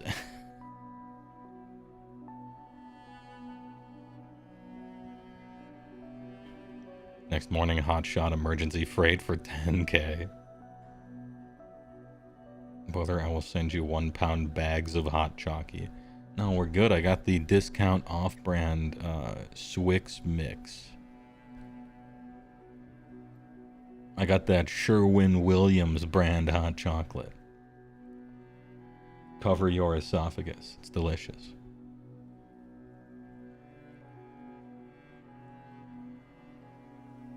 Anyway, please enjoy a commercial break. And then we shall return. And when we return, we will come back. Mr. Owl, how many licks does it take to get to the cream? Let's find out. Let your fingers do the walking. I'm Mr. Buckets. Toss your balls on my top. I'm Mr. Buckets. What do you get when you press on a can of Noxema? Great balls of comfort. You get Noxema, clean your face. I can't believe I ate that whole thing. Oh, where have I heard that before? Unjustifiably in a position that I'd rather not be in. I'm calling paramedics and your family, Mr. Miller. You can make this creamy cheese sauce in seconds with American cheese and cream mushroom Lipton cup soup. And you thought cup soup just made soup. Oh, yeah. Cream in the World Wrestling Federation. Wait a minute, and there is more real meat. You'll be glad we made him taste better. And so will he. Hello there. I'm Mr. Cream. AC Penny. When it fits, you feel it. It's so big you gotta grin to get it in. Once you pop, the cream don't stop. If it doesn't get all over the place, it doesn't belong in your face. Deliciously hot, dangerously creamy. The juice is loose. She wanted to remember the love they shared for cream. Sometimes you feel like a Stuffed 5 ways. So my family's looking for beef. Now that's what I call cream, yeah. Because I'm good enough, I'm smart enough, and I am the cream. Then why do we call it big? Because big things go into it. At the Men's Warehouse. You're gonna cream. I guarantee it. I guarantee it. All right. Where were we? Somewhere around here. I'm just clicking. Do not worry, there will be more walks. I gotta... Have I shown you guys the space walk? Hold up. Oh, shit. Yeah, because big things go into it. You feel so lucky to have grown up in the Macho Man era. This is what your dreams look like. I should hope so. Powerful dreaming in the Plibby crew. You watched the Macho Man documentary on YouTube last night? Dude, was awesome. You miss him? Hey, don't worry about it.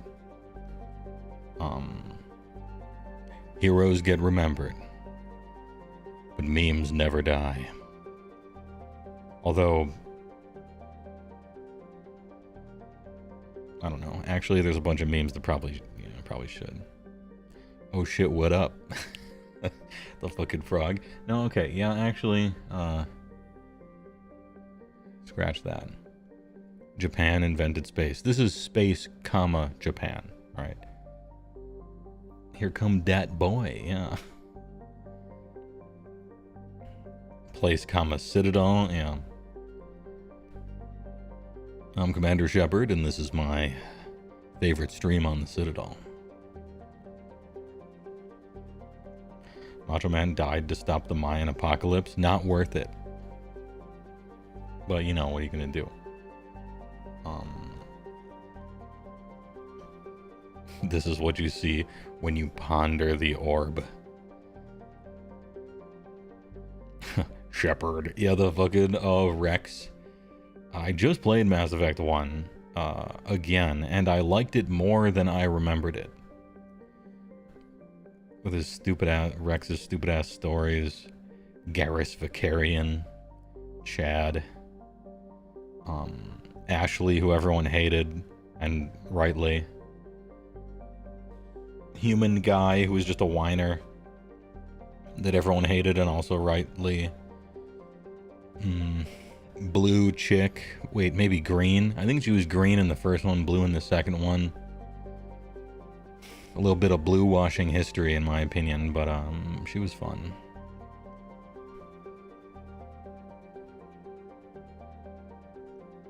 Oh, Kaiden Alenko, that was the other guy. Yeah, the two human characters were kind of... Well, they weren't even underwritten. They talked for a long time. And I didn't want them to. The birth of space dancing. Slanwalk.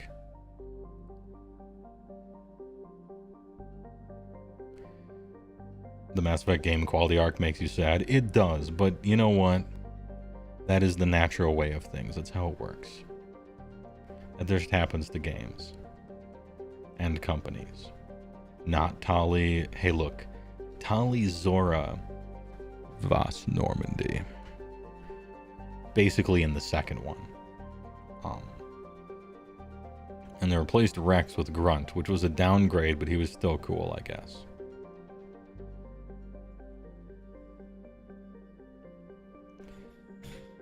Chose the Geth with your first ME3 playthrough. My god, I didn't know what would happen, I swear. They tried to set you up for it.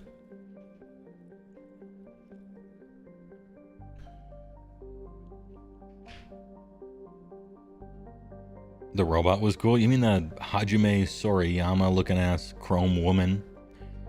That Joker whose apes was stolen guy was in love with? It's like a physical manifestation of the ship. Oh, you're talking about Legion. Okay. No, yeah, Legion. Hey, Rocky, Rock, thanks for the big. The scuff big. Man knows the full name. Yeah, I know the full name. Legion, my husband. Seth Rogen, that was the guy. Generally a well-liked and kind of beloved character from the show. Well, not show, but game, I suppose. No, it was Seth Green. Oh, whatever. I'm not good with names of non-fantasy things. I'm pretty good with fantasy names, not good with real people names. They just go in and out. Was it Seth Green or Seth Rogen? I could look this up, but I just don't care. Anyway, people liked him. He was funny in the game. Later on, maybe not so much. Fell from grace, as it were. Seth Green has sex with a dang computer. Yeah, he does. Oh Lord, I've seen what you've done for others, and I wish you did that for me. The fucking I wish that were me guy. KOTOR. Mass Effect 1, 2, KOTOR, all peak. Yeah, it was a good era of BioWare. That era is gone, but we can still enjoy the things that they did well. We all pre-ordering Veilguard, right? No. No. No. Not at all.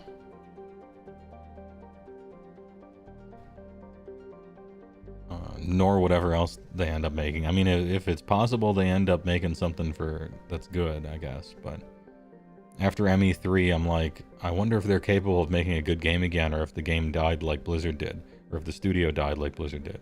And then they made Andromeda, and I'm like, yep, no talent left in that company. It's all gone. What's Veilguard? Dragon Age 4. I'm not really a fan of Dragon Age, though. I played the first one, and I'm like, this is kind of like a shitty Neverwinter Nights for consoles. And then they made the second one, and I'm like, damn, that's even worse. And I think I skipped the third one. I played Dragon Age Inquisition, and it was a 100-hour single-player MMO. The bad story and bad characters. It's probably the game I played the longest and hated the whole time. Like, it never got good. And I'm just like, geez, this series sucks. But a lot of people like it, and they're kind of hoping that Dragon Age 4 is going to be good, and I don't want to ruin their fun, and for their sake, I hope it's somehow miraculously good, but it don't look like it. Good luck, though. And any love for Jade Empire? Yeah, I played Jade Empire. It was pretty simple, you know, but I don't know. I thought the twist was good. It had some charm to it. I don't have complaints. I played it. I liked it. In its time. For its time. Right?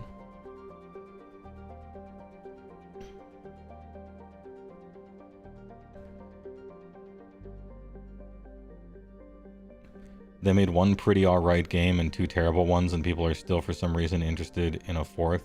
Maybe it's the lore enjoyers. Everybody says it's got good lore. But, I don't know, man. I hope somehow it's good, for their sake.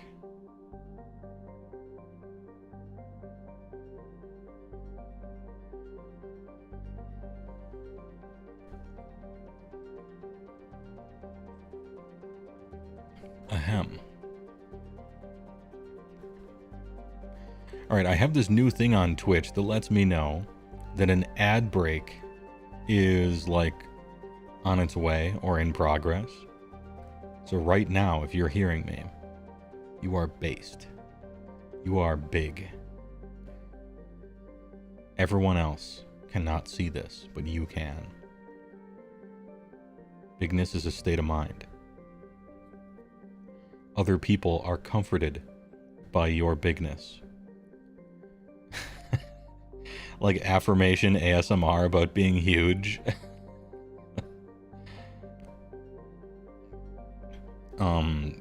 Got your pickle bacon pizza tonight. Doesn't sound good, but it's delicious. Hey, alright.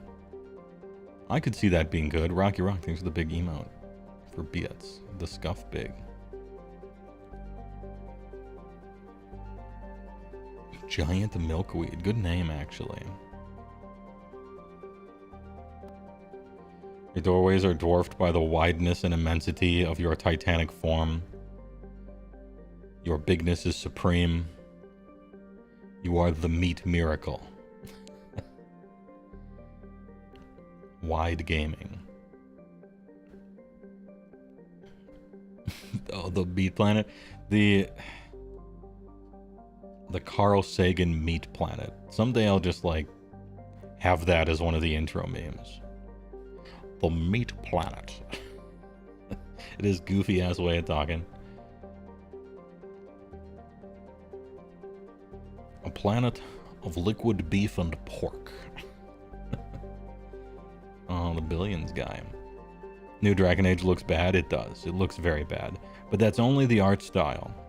And the game... Look... I don't know. Yeah, it doesn't look good at all. I kind of hate the art style. I hate that it's taken over. It took a while to do it, but it surged in popularity. I didn't think we would start copying League of Legends art style so much. But it was on like a 10-year delay for some reason. But now we're getting in on it. I'm not sure why. I hate it.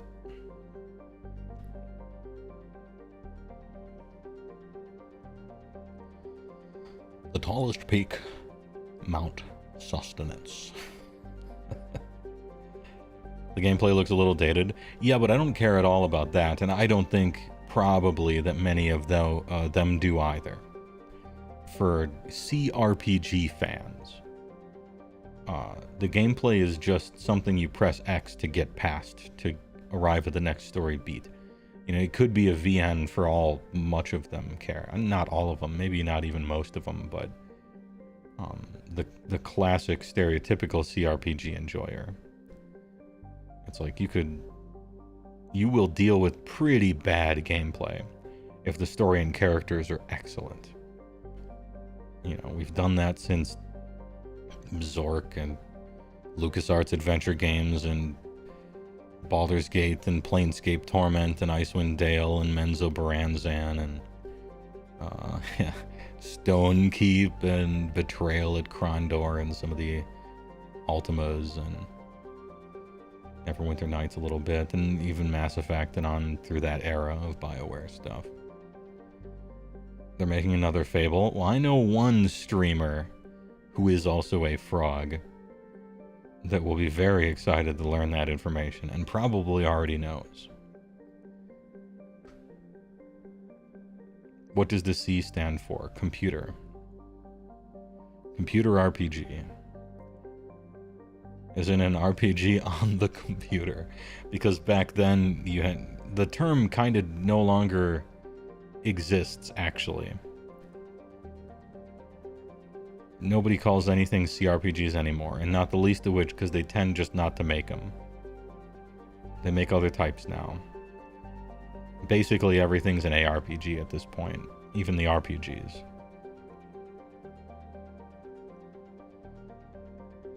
BG3 was sort of a return to form for that kind of thing, but I don't think it's going to cause a sea change, because it takes a lot of time and effort to make a game like that.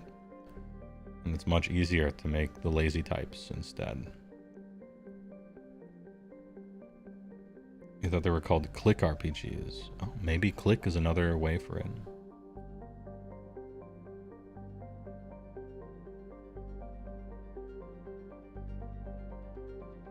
Anyway, shall we go through the General's Handbook that has been spoiled? I might do it.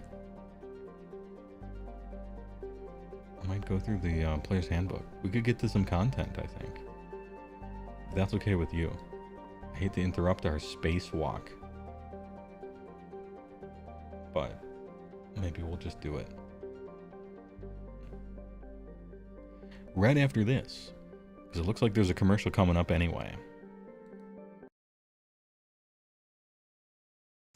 With Klondike ice cream bars, you get big servings, big taste, big cream. Imagine 5 big, moist, delicious ounces of big, hot ice cream. And a coating made with beautiful milk, chocolate, so you can pour big cream. like I've never had it. Klondike, big bar, big cream. Cream. All right. Fresh from the Giga Mine. And I think Reddit, supposedly. Let me get some BGM on here that I won't be sued over. Oh, speaking of old style CRPGs, if you are old and boring and a hermit who lives in a log cabin wizard tower atop of a mountain, surrounded by the Everwinter glyphs and wards, if you got mana potions in your fridge, case of the apocalypse, I have the game for you, and it is called Road Warden, and that is the soundtrack we're listening to right now. I've talked about it before, but since it's on topic, the game is Road Warden. If you can read, and you're okay with doing a lot of it, highly recommend it. Isaac Clark, thanks for the HeyWoah Enjoyer on YouTube. I appreciate it. TYVM. Well, I didn't come to this stream for content. I came for walkies and for bigness affirmations. Yeah, should I do that? I did a 20-hour video. Well, I didn't. I mean, okay, I actually did, but then SJ collated and uploaded a 20-hour YouTube video because the theme is big, so we should, you know, make big videos. Should I do a bigness affirmation meme YouTube video? Like write a little script to just get the mic real close? That would actually be kind of funny. Anyway, probably not. General's Handbook 2024. Advanced rules. These are cards. Oh, we got big thumb picture takers. In addition to the core rules and the season rules 2024 to 25, this battle pack uses the following advanced rules: commands, terrain, magic, army composition, command models, and battle tactics. Boo. The following battle plans have been designed for 1,000 or 2,000 point battles. For 1,000 point battles, play Spearhead. For 2,000 point battles, that's the game. With 8 terrain features. Nice. Each player picks their army. Determine the battle plan. Here we got table 1 and table 2. There are 12. Sure. Alright.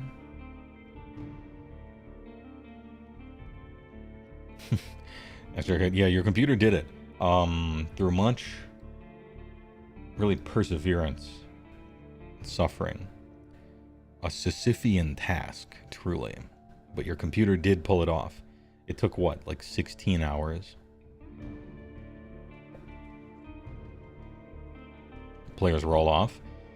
The winner chooses which player is the attacker and which player is the defender. Next, the defender sets up objectives in the locations indicated by gold circles, okay? Then the defender sets up terrain. For small form mead. Each terrain must be blah blah blah. Alternatively, the player battlefield can be set up as shown in the corresponding battlefield terrain layout map, okay? So the defender sets up terrain, but if they're just following the, I thought it would maybe be on the next page. It's not. If they're just following the outline, that's one thing. If they're putting them wherever, I suppose that's another, but defender sets up terrain. Attacker picks which territory is theirs, and so this is kind of fairness, right? Players then resolve the deployment phase. The attacker begins deployment, okay. So when you win the roll-off, you want to be the one to start deploying, depending on the number of drops you and your opponent have, right? Kind of, it's basically the same thing as it used to be. Last 5 battle rounds, hopefully it actually does now.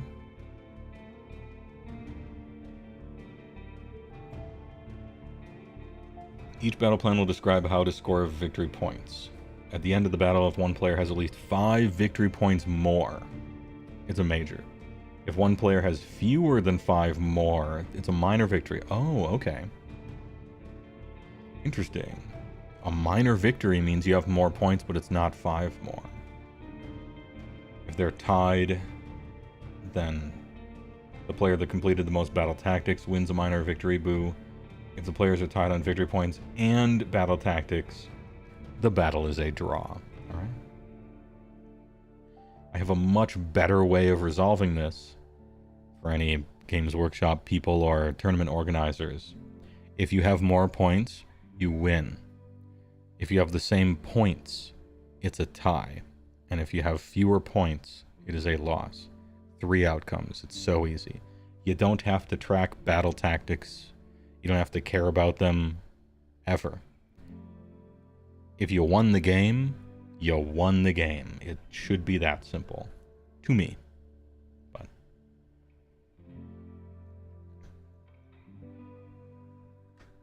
you did it twice for about 18 hours each. Jesus. That clarification is for ties in GTs. Okay. Well, ties in GTs are not done very well if that's how it is done. But okay. Twitch Prime. Maybe in 5th edition we'll have better tournament structures. Spooky Kabuki 122. Thanks for the big prime. Potentially a new primer. Thanks for liking my stuff. I appreciate it. When you pick a battle tactic, you must reveal your choice to your opponent. If the battle tactic instructs you to pick something, you must... Okay. Sure. On Our Guard, your army can use one of the following. We've read these already. We know these already, right? So... they're cool and good, and it's nice that you get to choose them in deployment. Notice the headings. Big. Anything you can choose in deployment is much better than choosing it on your army list. This is actually a big deal. Because if you can choose stuff during deployment, it acts as kind of a sideboard. And the more sideboard options you have, the less harsh rock, paper, scissors, conceivably, the game might be. Anyway, good. I want to see more of this kind of stuff, but great work implementing it. Anyway, these three are great. We read about them before. They're cool. Some of them, I don't know, might not be useful, but that's why you have a choice. Silver bullets, one of the things about choosing it in deployment and sideboarding and stuff, is that it takes every silver bullet in the game that is useless because you can't ever choose it, because it has such a small chance of mattering over the course of every game. Suddenly those are good.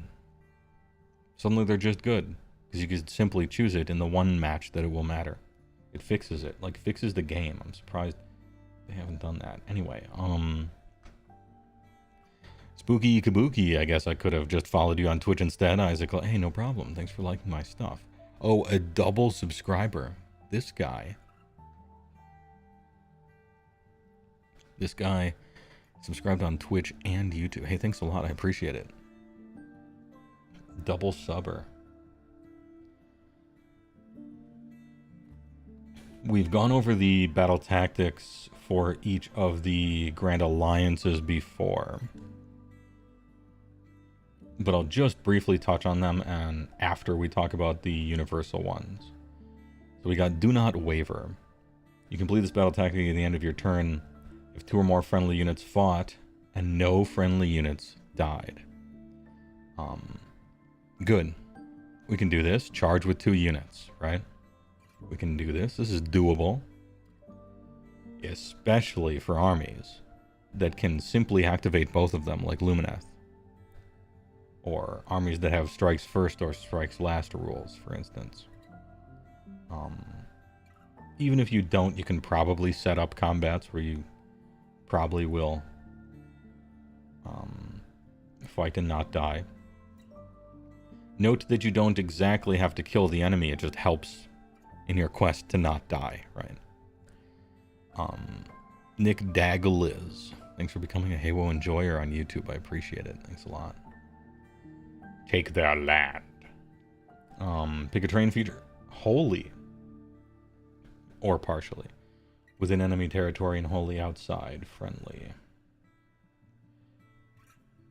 Oh, you just control it. Alright. Ahem.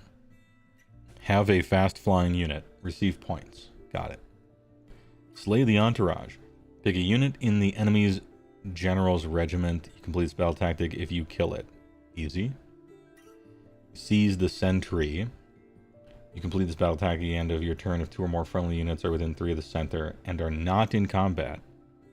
Your opponent can do something or other to mess this one up now. A lot of the ways that I'm looking at battle tactics now are with the understanding that your opponent has a lot more stuff they can do on your turn now. Imagine a seize the center when your opponent has the command points to countercharge. Might mess it up. Redeploy as well, you know. A lot of the somebody said it in chat. Yeah, a lot of these might seem like slam dunks, but they will be harder in 4th ed. I think I agree. Do we never take the first turn now with these battle tactics? You never took the first turn basically ever. Anyway, first turn is a terrible turn to take for the most part. Pretty much throughout the whole game. Yeah. In general, the first turn is a terrible, bad turn to have. Most people are trying to outdrop their opponent so they can give trash like first turn away to somebody else. The only exception is Alpha Strike. Like in first edition, before you could become Battleshock immune on turn 1, you would go for an Alpha Strike or a Alpha Bunker or maybe a pin strategy or something, but that's generally less common. You know, rule of thumb is you don't want to go first. A lot of these battle tactics, if you manage to somehow do them on turn 1, they're like please punish me for overextending the battle tactic, right? Attack on two fronts. Historically hasn't worked out so well. You complete this battle tactic at the end of your turn if you control 2 or more objectives that you did not control at the start of your turn. At least one of those objectives was controlled by your opponent at the start of the turn. Okay. Kind of tricky. We'll see how this one works out.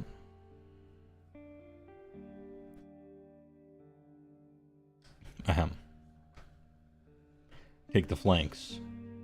You complete this battle tactic at the end of your turn if you have at least one friendly unit within 6 of each short battlefield edge. None of those are wholly within enemy. And none of those were set up this turn. Short battlefield edge. Go to absolute no man's land. None of them are in enemy territory, or friendly, sorry. So a 1-2 punch is maybe like take the flanks and then take their land, and that would be like the turn 2, turn 3 for some random flappy boy unit. Possibly.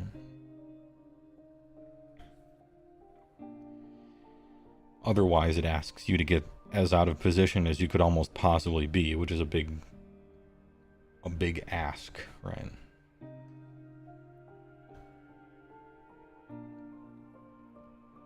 And that's universal. Everybody gets those. This is what we have to work with.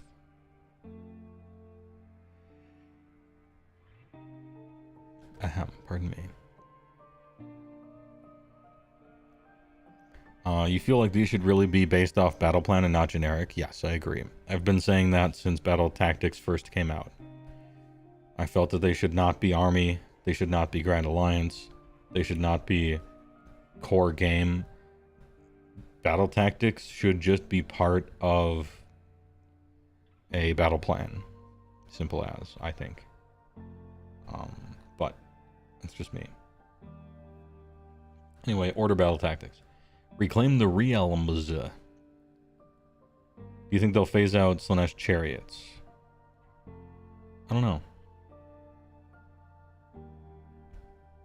If they do phase out Slanesh chariots, then the amount of libel Games Workshop will be for injury lawsuits putting that sharp-ass razor blade thing together will drop, and probably, I don't know, they might even break even from not selling the thing.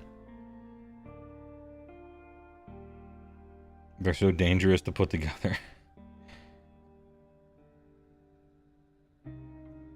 Reclaim the realms. You complete this battle tactic at the end of your turn if there are 1 or more friendly units wholly within each quarter of the battlefield and more than 6 for all minions. This is probably the most win more battle tactic on the whole list among everyone.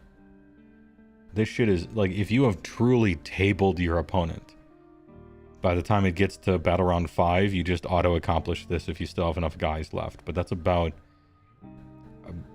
the only situation I think you can manage to do this one. Super win more, right?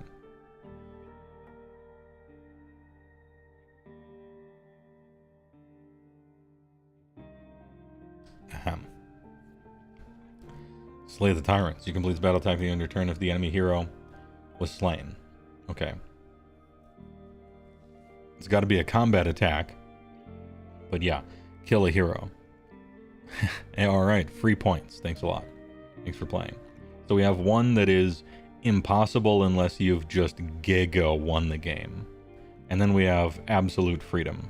Like, kill a hero on a turn that you're planning on killing that hero. Alright. Free money. Chaos. Offering of Carnegie Hall. You complete this battle tactic at the end of your turn if you charged with 2 or more guys. I mean, it's not even charge, it's actually just 2 or more enemy units were destroyed this turn. But yeah, charge with 2 guys, get victory points. Ordained charge.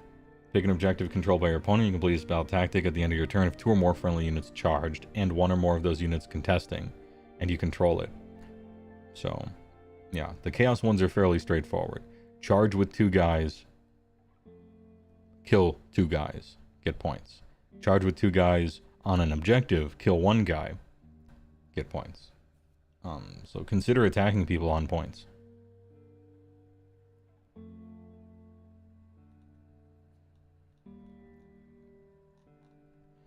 Do we have the rest of them? Maybe I stopped at order and I shouldn't have. Do we have the rest of them? I guess we don't in this document. But I was just kind of going over them for chat. We've already looked at all 4. I posted them. They're on Giga. They're on Twitter. Don't worry about it. Long story short, destruction and death follow a pretty similar thing to these. There's one kind of hard one, or one that's win more, and then one that's like super easy. One of the destruction ones is have a unit that entered combat and didn't die, and now it's your turn and your guy's still alive, then win the fight. Easy. As long as you have a single unit in your whole army that's not a glass cannon, which might be hard, but anyway, there it is. And then the other one is perform an alpha strike with Kragnos in your army and hugely overextend in battle round 1, because probably can't set it up otherwise, with the requiring you to start wholly and end up wholly out, and then flip a coin to either instantly win the game or hang yourself.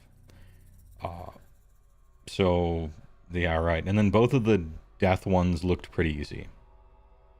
So it kind of follows. It generally, there's an easy one and a hard one.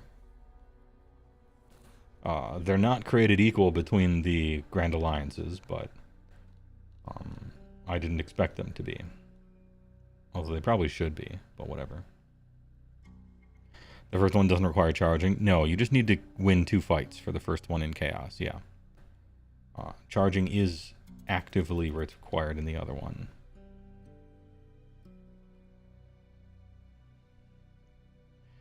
You've been watching Spearhead, and you might be underestimating how pillowy combat is now.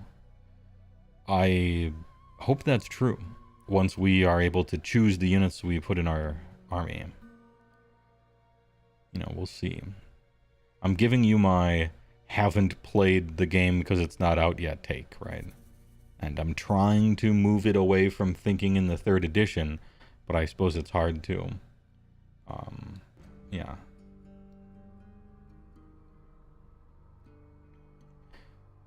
But they did say they take attack profiles away from big models in Spearhead.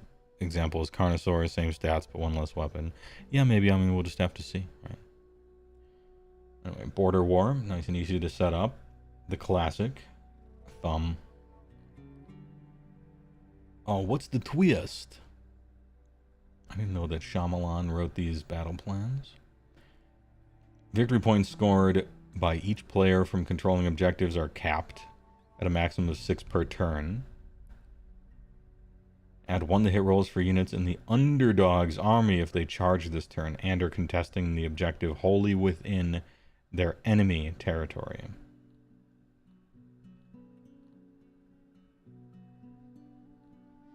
Should be probably apostrophe S maybe for ownership, but that's fine. Twist is for the whole game. Twist is for the whole game. Victory points scored by each player from controlling objectives is capped at a maximum of 6 per turn. Each player scores victory points in the following way. 1 if you control the objective wholly within friendly. 2 for each one on the border. 5 if you control the one in enemy territory. And 4 if you completed the battle tactic you chose to attempt this turn. So if you have the one on your side and the one on their side, that's 6. And so it doesn't matter if you have these other 2. I mean, it does for the purposes of the game. It's just you won't be scoring the points for it. Sorry, noob, thanks. No, it's fine. As a new person, what you should be doing in general is asking questions that can help you learn more. That's your purview. That makes complete sense to me. It doesn't not make sense. I got full cal points. Oh, what's the twist? At the start of each battle round, after determining which player is the underdog in, and before players use any start of battle round abilities, the underdog can change the central objective to be a home objective or flank objective until the start of the next battle round. So you can change the central to be a home or a flank. Does that mean score 3? Okay, so it doesn't mean move it. It just means change its type.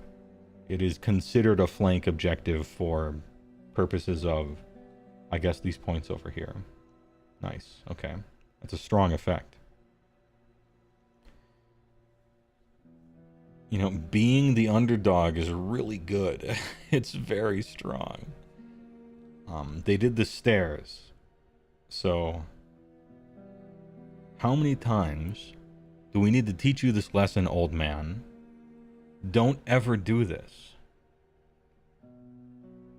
Just take a piece of red string, right? You got it in your tool bag. Put one way up here. Put one down here. There it is. Make it a line. We don't need to use pixels. Big, huge Tetris pixels. Just have it be a line.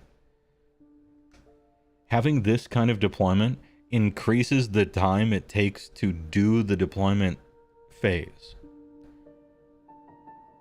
by really a meaningfully large amount. Twitch Prime. Please stop. Please stop doing this. I beg you. I beg you. Damn. I like how it says 2018. Because this is the greatest hits, right? GD Panda thanks for the big prime for 40 months. Looking forward to the return of the waifus. I will do it. The waifus will be returning, have no fear. I've just been really busy. Apologies. Anyway, thanks for the prime. If you still need these forbidden power spells or the 3rd edition or the 3rd Screaming Bell Plague Furnace. Need is a harsh word. Deployment might be faster in AOS 4, no. Could be.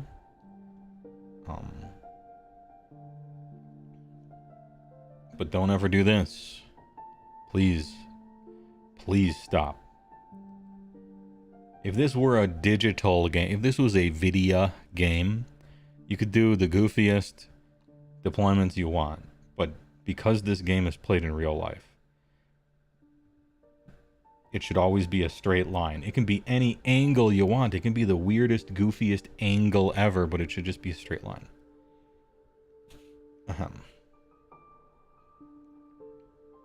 There are only so many ways to do a straight line. Correct. Which means there are only so many ways that you can make the differential between attack territory and defender territory appear on the table. However, there's a lot of things you can do, a lot of knobs that you can turn. There's a lot of knobs you can turn for making battle plans different, and some of them are more feasible than others with the understanding that you're playing in reality, and I think this is one of them. Any knob turners in chat? Your first game of Sigmar was stairs deployment and it took 1,000,000 years to set up? Yes. Is there a new edition or something? There 'tis. Coming in like a month. Under a month. 4th edition. It's looking great. Yeah, it's looking very good. Star Strikeu. Start the first battle round after determining the first player. Active player must set up one objective in the boundary between both players' territories. Start of the 3rd.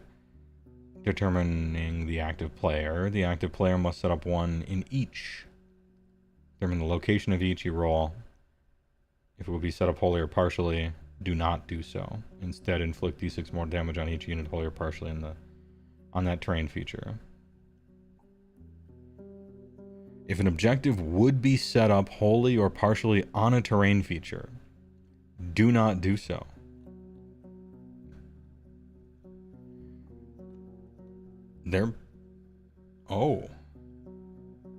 Instead, inflict d6 more damage on each unit wholly or partially on that terrain feature.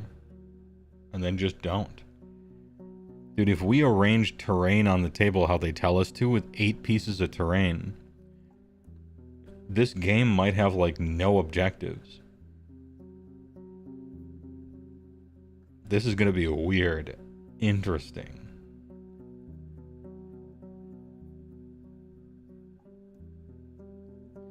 Hey, alright. This is probably going to be like everyone's least favorite one. It sounds goofy, and it sounds like not being able to put the objectives down. That's a choice. That's a fascinating choice. Shifting ob. Okay. Little shifter. Start of each battle round, after determining the active player must roll d3 to determine which objective is the primary and which is the secondary. Underdog can make the active player re-roll the dice to determine which objective. Okay. Underdog can make the active player re-roll the dice. Alright. Switch it in hot swats all over the place. And then Feral Foray. At the start of the battle round, each player can raid an objective they control an enemy territory. An objective that has been raided cannot be contested or controlled this battle round. Underdog can raid an objective in enemy territory that they contest but do not control. Okay. Blow it up right under him. An objective that has been raided cannot be contested or controlled this battle round, but it does come back. It's not permanent. Yeah, these deployment zones are very small. You know, one of the destruction GAs is start wholly within your territory and then make 3 charge rolls into combat with enemy units that are wholly within, I think, enemy territory. Maybe it's wholly outside of your territory, which is still hard, but possible. I'd have to look it up. I bet it's wholly outside of your territory. No way would they write a battle tactic that has you take 3 units and leap all the way over here somehow. Maybe. I don't know. They made things a lot slower, though.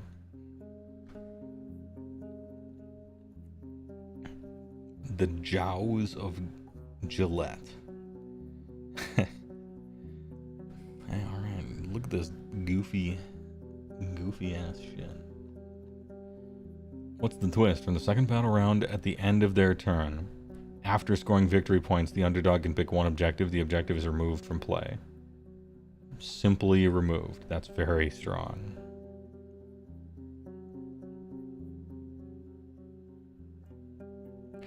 Three fight actions, so even if you make the charge, it's still not guaranteed. Yeah, and really the hardest part is you have to start wholly within your territory on all of them.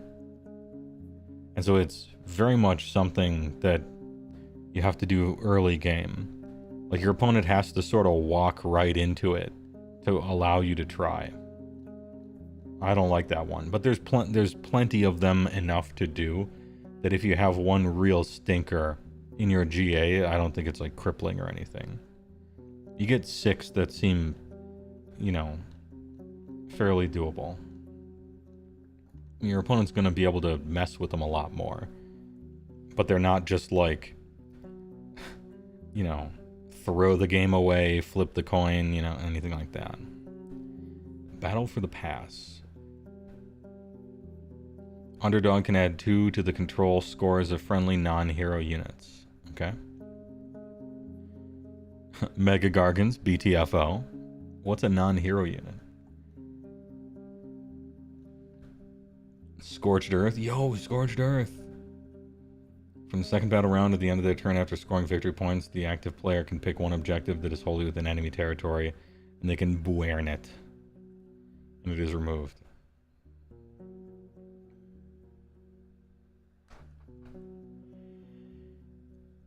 At the start of each battle round, the underdog can pick one objective in their territory that they control. Until the end of the battle round, they can subtract 5 from the control scores of enemy units contesting that to a minimum of 1. Interesting.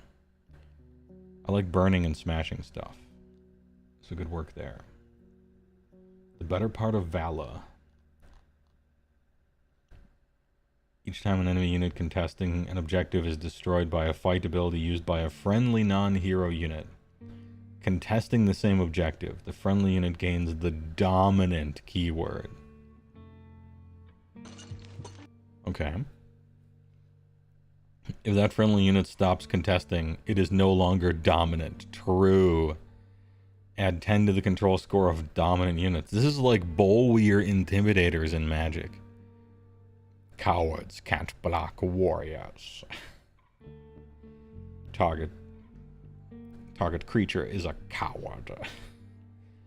Add 1 hit rolls made by units in the underdog's army for the combat attacks that target a dominant unit.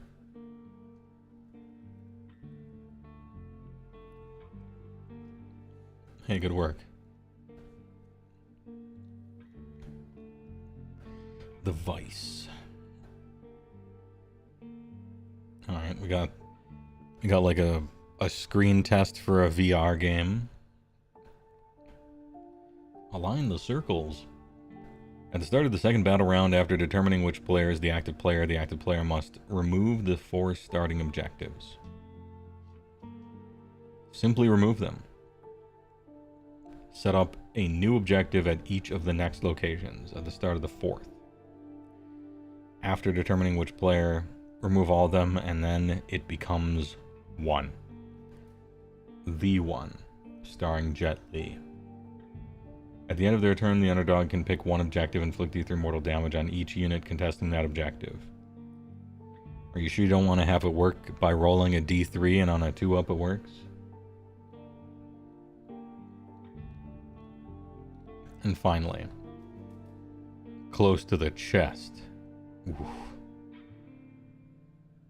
Twist. At the start of each turn, the player that is not the active player must pick 1 objective in their territory to be the primary objective until the start of the next turn. In their territory. Okay. Prime. At the start of their turn, after the opponent has picked the primary objective, the underdog can roll a die 5 up. Opponent must pick a different objective. Okay. Hey, alright.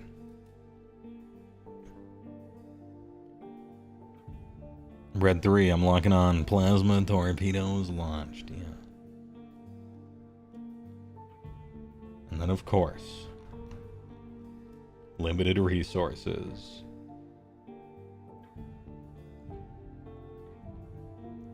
When a player gains control of an objective, they start to extract resources. Oh, Vespian gas. Let's go. Finally, we're getting some RTS shit in here. Good. In 5th edition AOS, I want to build a gold mine and a bunch of extra farms for more unit production. Please give me science upgrades as well. I need those. After scoring victory points, if the active player controls an objective that they controlled at the start of their previous turn, if you keep it, they have extracted all the resources from that objective. You have... For the rest of the battle, the player cannot control that objective. Oh, you have all the pylons, huh? Okay. Once a player has extracted all the resources from an objective, they can still contest it to prevent their opponent from controlling it, but they do not, and cannot, control it themselves. The underdog can add 3 to the control scores of friendly units that are contesting an objective from which they are extracting resources. Okay. Do the Helldiver Big Slurp mission. One of my favorites. When it doesn't bug out.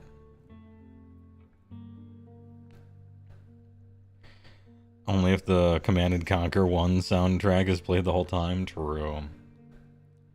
Buy a 4-pack of farms, only $89.99. Yeah. And I once thought, how could RTSs get any less fun if you had to micro-purchase every single part of the game constantly? And you had to stop playing it unless you paid money all the time. That being said, I'm very looking forward to mining Vespian gas, constructing pylons, building gold mines, all that shit. I actually think that that's cool, and I want more of that type of thing in AOS battle plans. For 5th edition, maybe we build little bases and stuff. I drink your milkshake. Hey, cool. The GHB looks kind of nice. A lot of really annoying setup for deployment. Don't like that. Battle tactics, don't like them. Let's see. The victory conditions being 5 possible outcomes that you have to care about number of battle tactics scored instead of just 3 is wrong and worse. And a headache. And not particularly representative of anything. Kind of a waste of time. But the Honor Guard rules are cool. So, hey, I'm looking forward to this GHB. Good work. Is there other, I'm checking real quick to see if there's a leak too.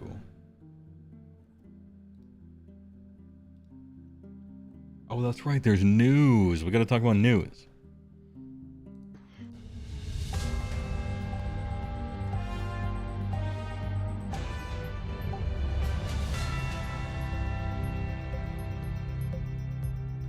Right after this. Yeah, I went through that agave vanilla cream soda. I went through it kind of quick. It's pretty good. I wasn't sure about it at first. It's kind of grown on me, but I still probably wouldn't get it again. But hey, it was pretty alright. 5 out of 7. Introducing the best news for ice cream lovers since ice cream began. New Simple Pleasures. It's everything you love about ice cream, but no point. New Simple Pleasures is unbelievably rich, incredibly creamy, and absolutely top. Oh yeah. Because New Simple Pleasures is made with all natural pure athlete, yeah. Instead of point. New delicious all natural Simple Pleasures. There's never been an ice cream like it. Wrong screen spotted. Incorrect screen. Well, I mean, since you pointed it out, we won't do the whole thing. Just a taste. Oh man, this thing's gonna sound bad.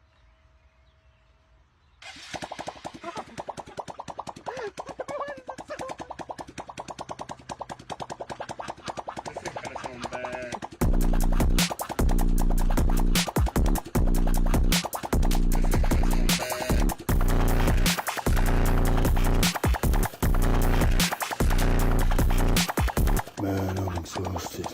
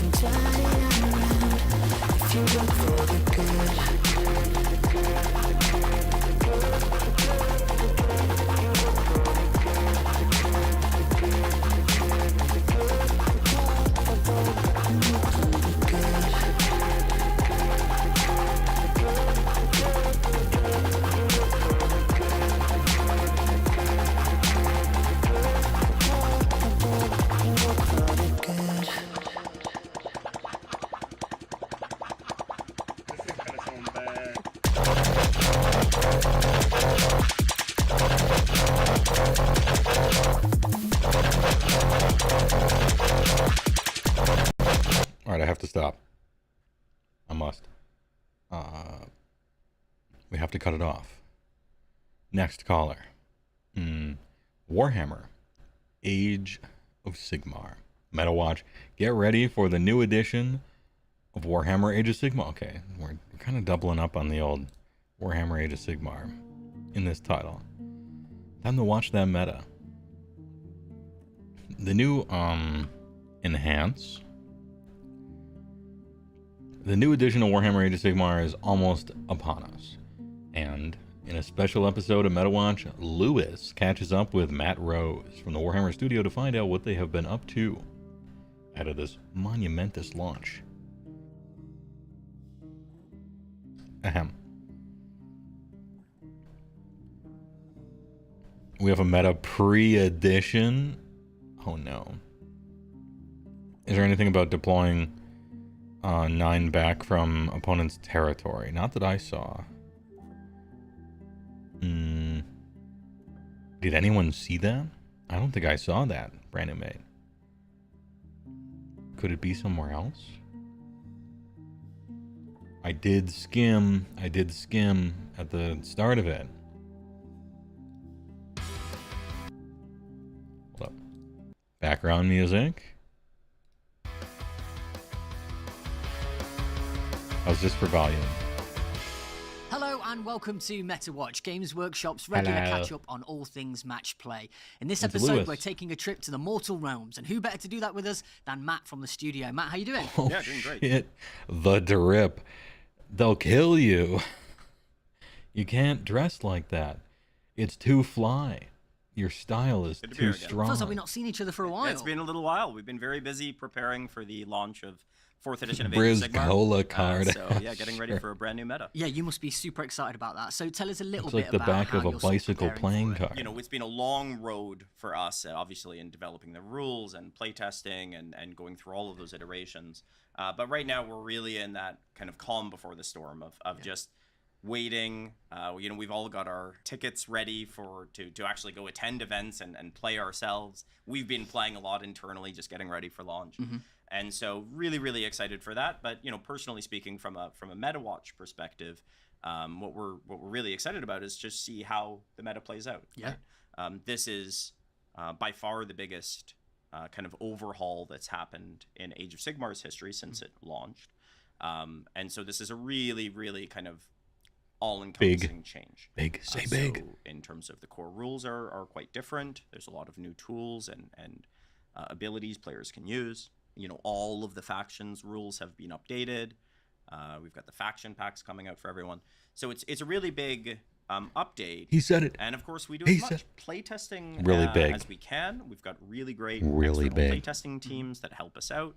But, you know, on launch, we're going to be looking at orders of magnitude more data. Yeah. You know, just like with any data for a competitive meta, the smaller your data set, kind of the noisier it becomes, the spikier it becomes. You have some, the margin of error gets higher, so you kind of have an indication of a range of where an actual value might sit. Yeah. But it'll be a bit noisier.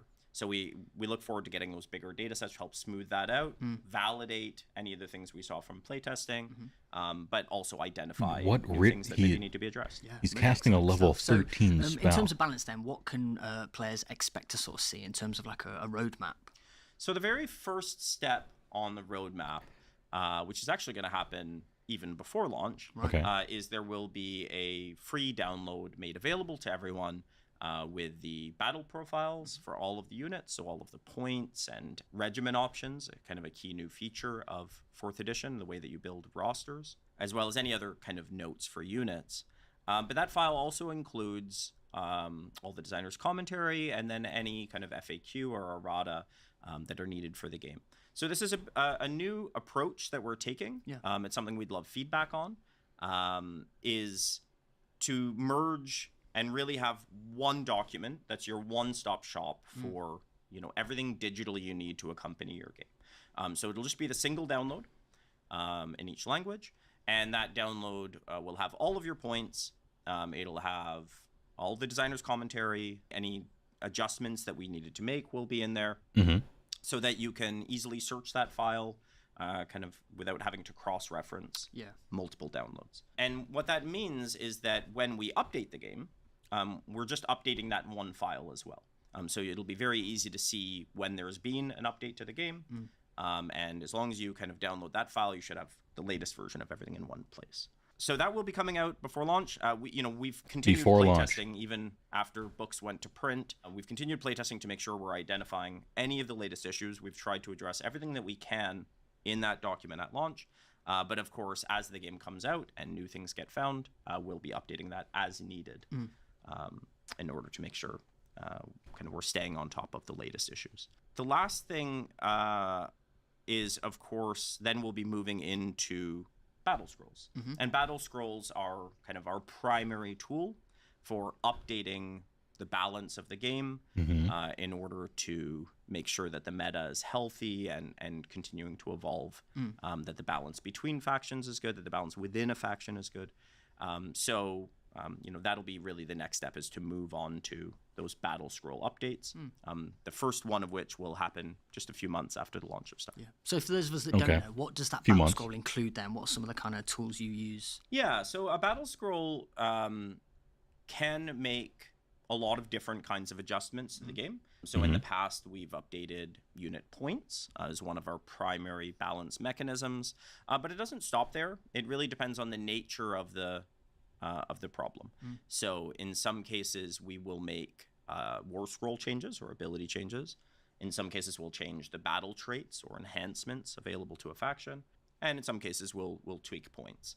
The way that these will be deployed is there will be one battle scroll every quarter. And so you'll tend to get one in the spring, one in the summer, one in the fall, one in the winter. The summer and winter battle scrolls are what we consider to be major updates. So that's where you can expect kind of wide-ranging points updates for most factions or all factions, many units. And that's really where we do a deep dive into data and try to really look at all of the internal balance data, which war scrolls are seeing play, which aren't seeing play, and make wide-ranging adjustments for that.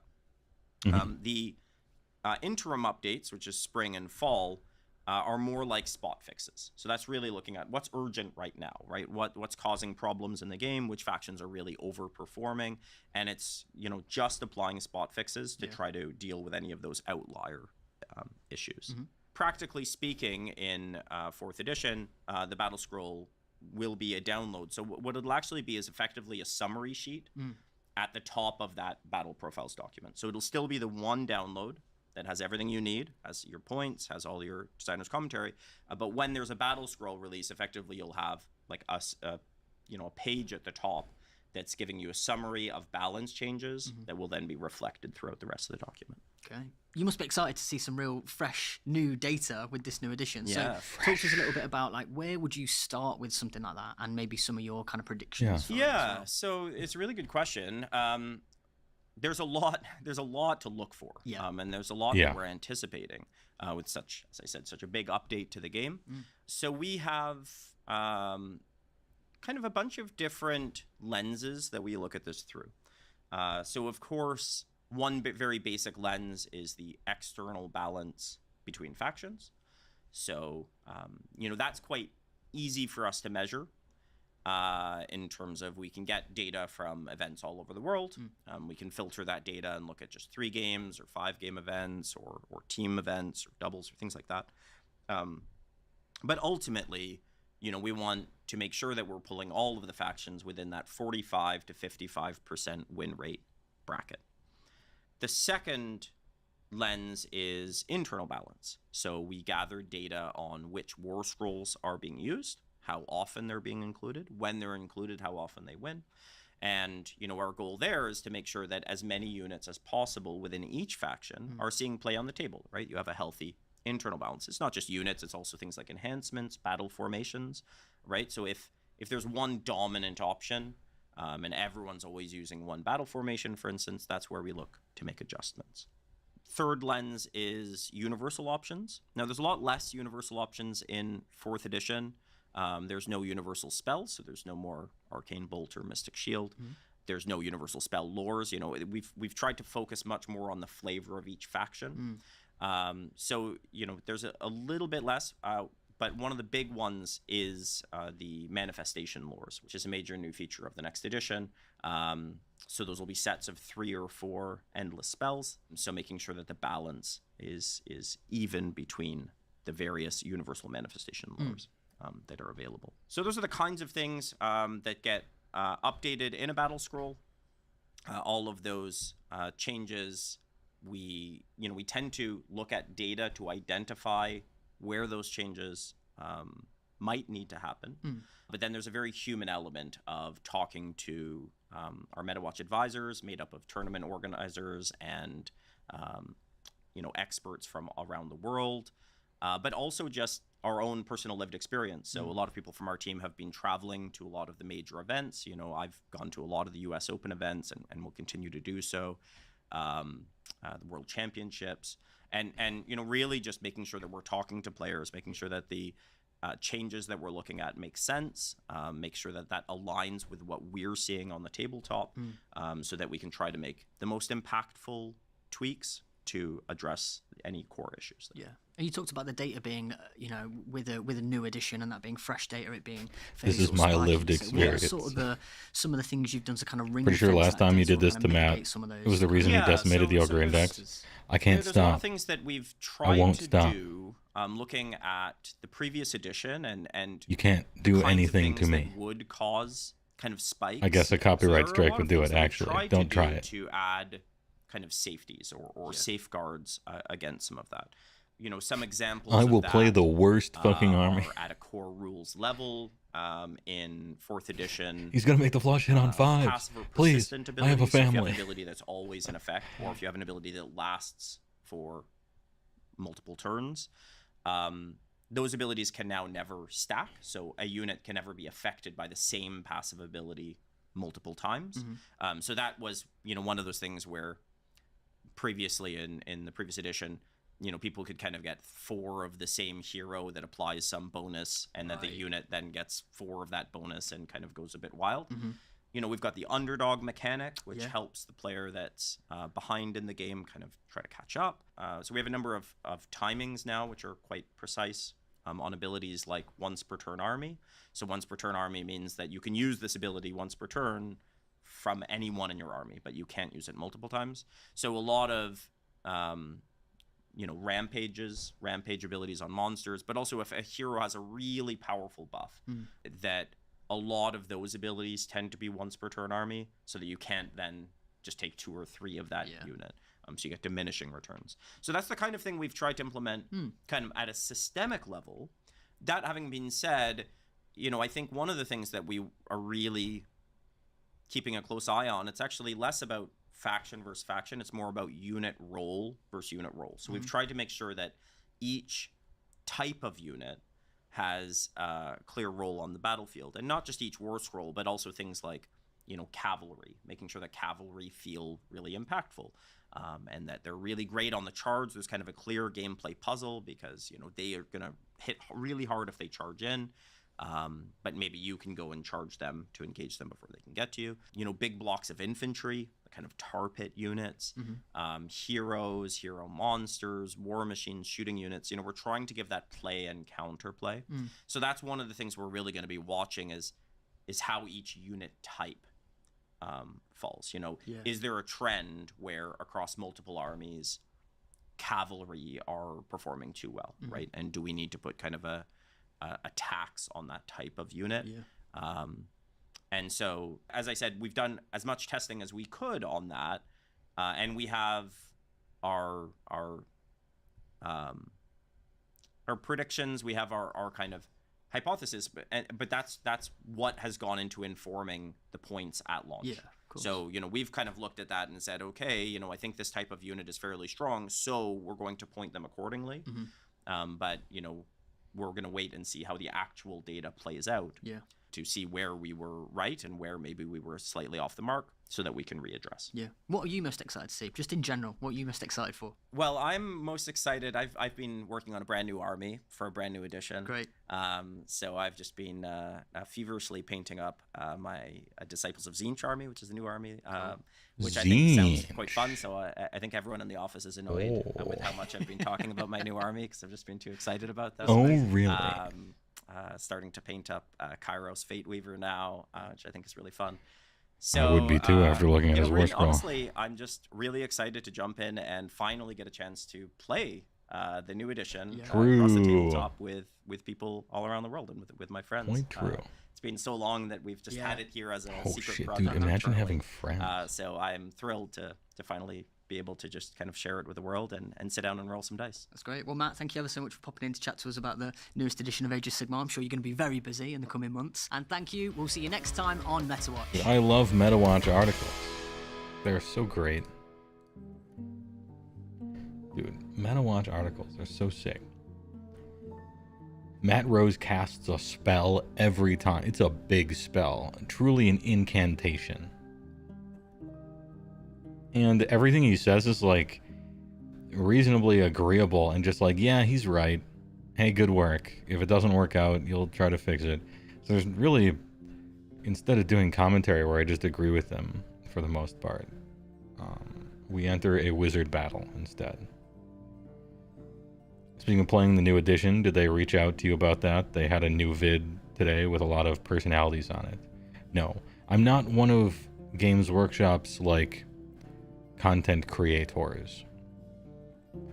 I probably could be, because the way you get free product early is to ask for it. But I don't want to ask for it. Nor do I want to get it, really. I don't want to have to sign an NDA. I don't want to have to say everything's good if it happens not to be. I don't want to know ahead of time, because a lot of my content is like, I wonder what'll happen, let's think about it. And I would secretly know and just have to pretend I wouldn't know the whole time. I don't want to do any of that. I'm perfectly happy just sitting here, knowing as much as the average person probably. And if leaks happen, I just blast them out, you know. So anyway.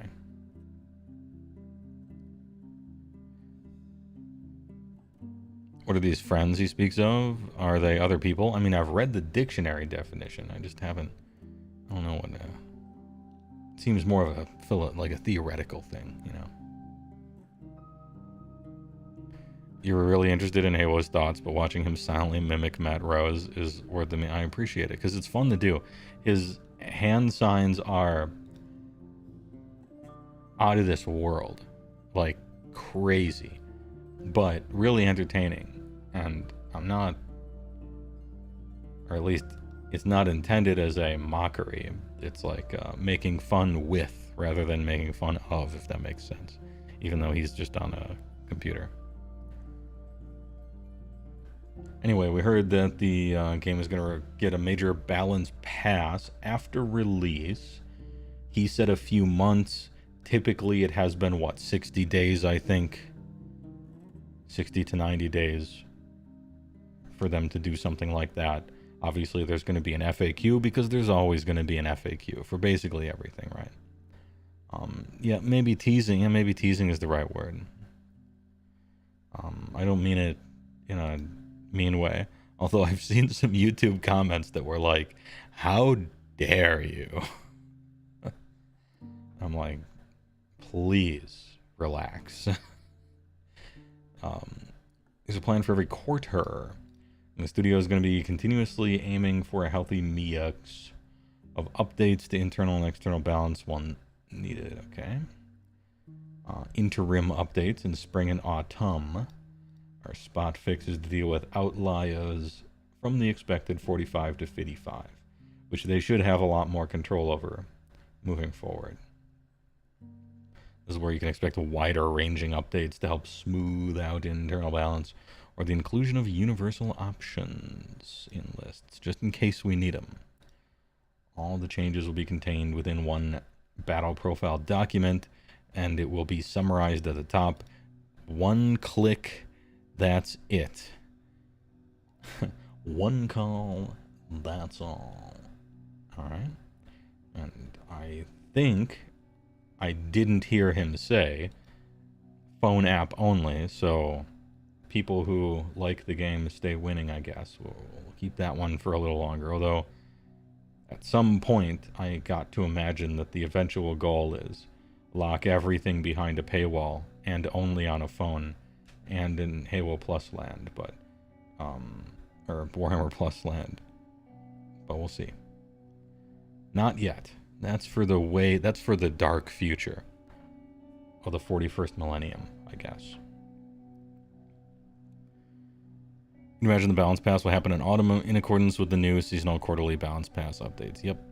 Really interesting how 40K has gone hard in terms of changes, been far more willing to mess with combat profiles and unit abilities. Interesting. Big integrity. Who? Integrity? For the changes, or was this like an old message that's delayed perhaps?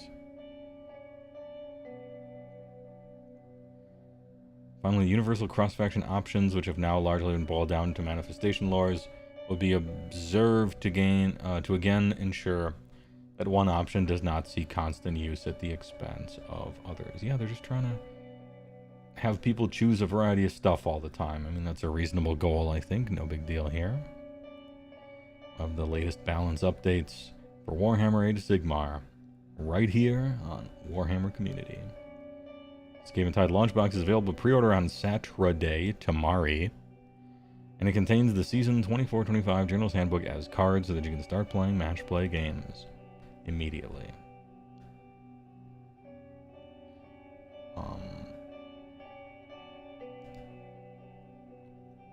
Which means indexes soon. Warhammer Age of Sigmar veterans react to the new edition. Yeah, we got all the people here on the payroll. Well, not really on the payroll, just on the getting stuff roll.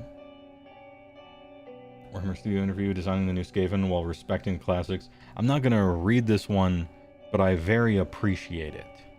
I like how that's there. Oh, you can't see it behind the chat. Okay, well, I'll read it to you. Warhammer Studio interview. Designing the new Skaven while respecting the classics is what it says. And that's a great way to do model refreshes of your stronger IPs, which I consider Skaven to be a stronger IP. At least thematically. Same thing with when they did it for Slaves to Darkness. It is a fine line you have to tread, and I appreciate them trying to aim for that, because I think it's the right way to do it. How to modernize it and improve it and make it look better, and, you know, even something as simple as we just have higher resolution now. I don't know if that's the right word or not, but also respecting the classicness of it and the what's worth keeping and keeping a through line of some sort of theme to it. So anyway, that's cool. For other stuff, you can throw it away. Don't worry, it's fine. You know, Skaven, yeah, because it really does work, and it's one of their strong IPs. Slaves to Darkness, kind of the same thing, you know. But something that, okay, Fire Slayers, maybe it's time to let loose, you know. Have no thought for the morrow, right? Ale Guzzler Gargant. Maybe we'll just sweep that one under the rug and admit that it was entirely a mistake, and it's time to simply just start over fresh, you know. So sometimes it's good to respect the classics and just essentially update it for the modern era. Other times I really wish they would throw it into the ocean like a car battery. Your HeyWoah Plus subscription of $0 doesn't cover list builder. No, that's true. Old message, large delay. All right, sorry about that. That seems to be just how YouTube gets.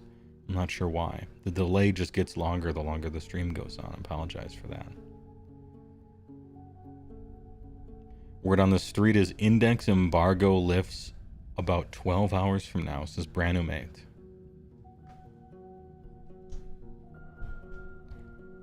Well, if that's true, then please look forward to my Discord. Because if that's the case and the indexes come out, we're doing a Saturday stream. We just are. Or a Sunday stream. If they all drop, we're doing a Saturday stream, a Sunday stream, possibly even a Monday stream. About that. So yeah, keep it loads of content. Just loads.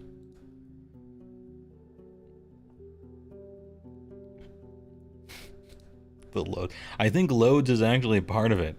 I'm gonna have to look it up. I know that I kept the loads I kept the alert in there, but I don't know what the alert is for. It might be for bits or something. I can't remember what it is. I'm gonna have to look it up. It's in there, featuring all the old guys that used to be on Warhammer, like shows and stuff before they had the new guys. I'll check it out. Don't like search for it or try to donate without knowing. Anyway, thanks for watching. Bits. Rocky Rowan thinks 100 bits, but I just told you not to do that. You don't waste your money. I don't know what the number is, you know, but I appreciate it anyway. Those guys got moved to Utah and witness protection. Yeah.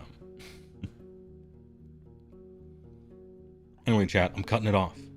Thanks very much for watching. But apparently I'm going to need my beauty sleep if this...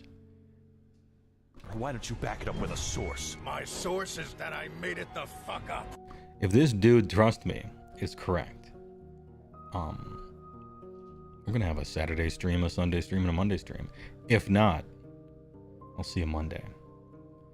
And next week is the week of 4th of July, which means it is the week that I am pretty much doing everything I need to do except for all of the index specific information for the next every army and whatever video. I'm doing it a little ahead of time. And my rough plan moving forward is finish just about everything I can for the next big video. 4th of July is happening. Hope the indexes come out, and if they do, I can finish the video that week.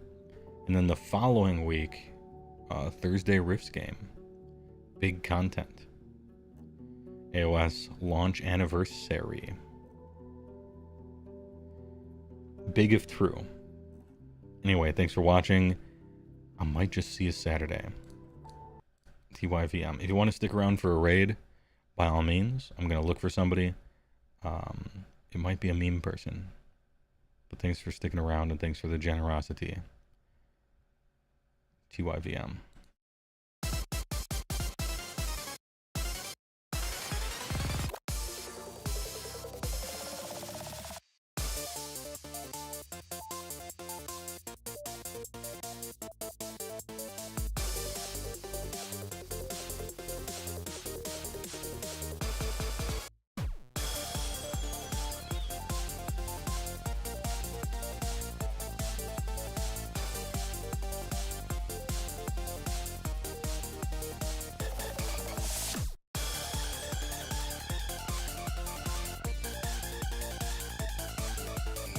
Brother, there is no need for me to destroy you.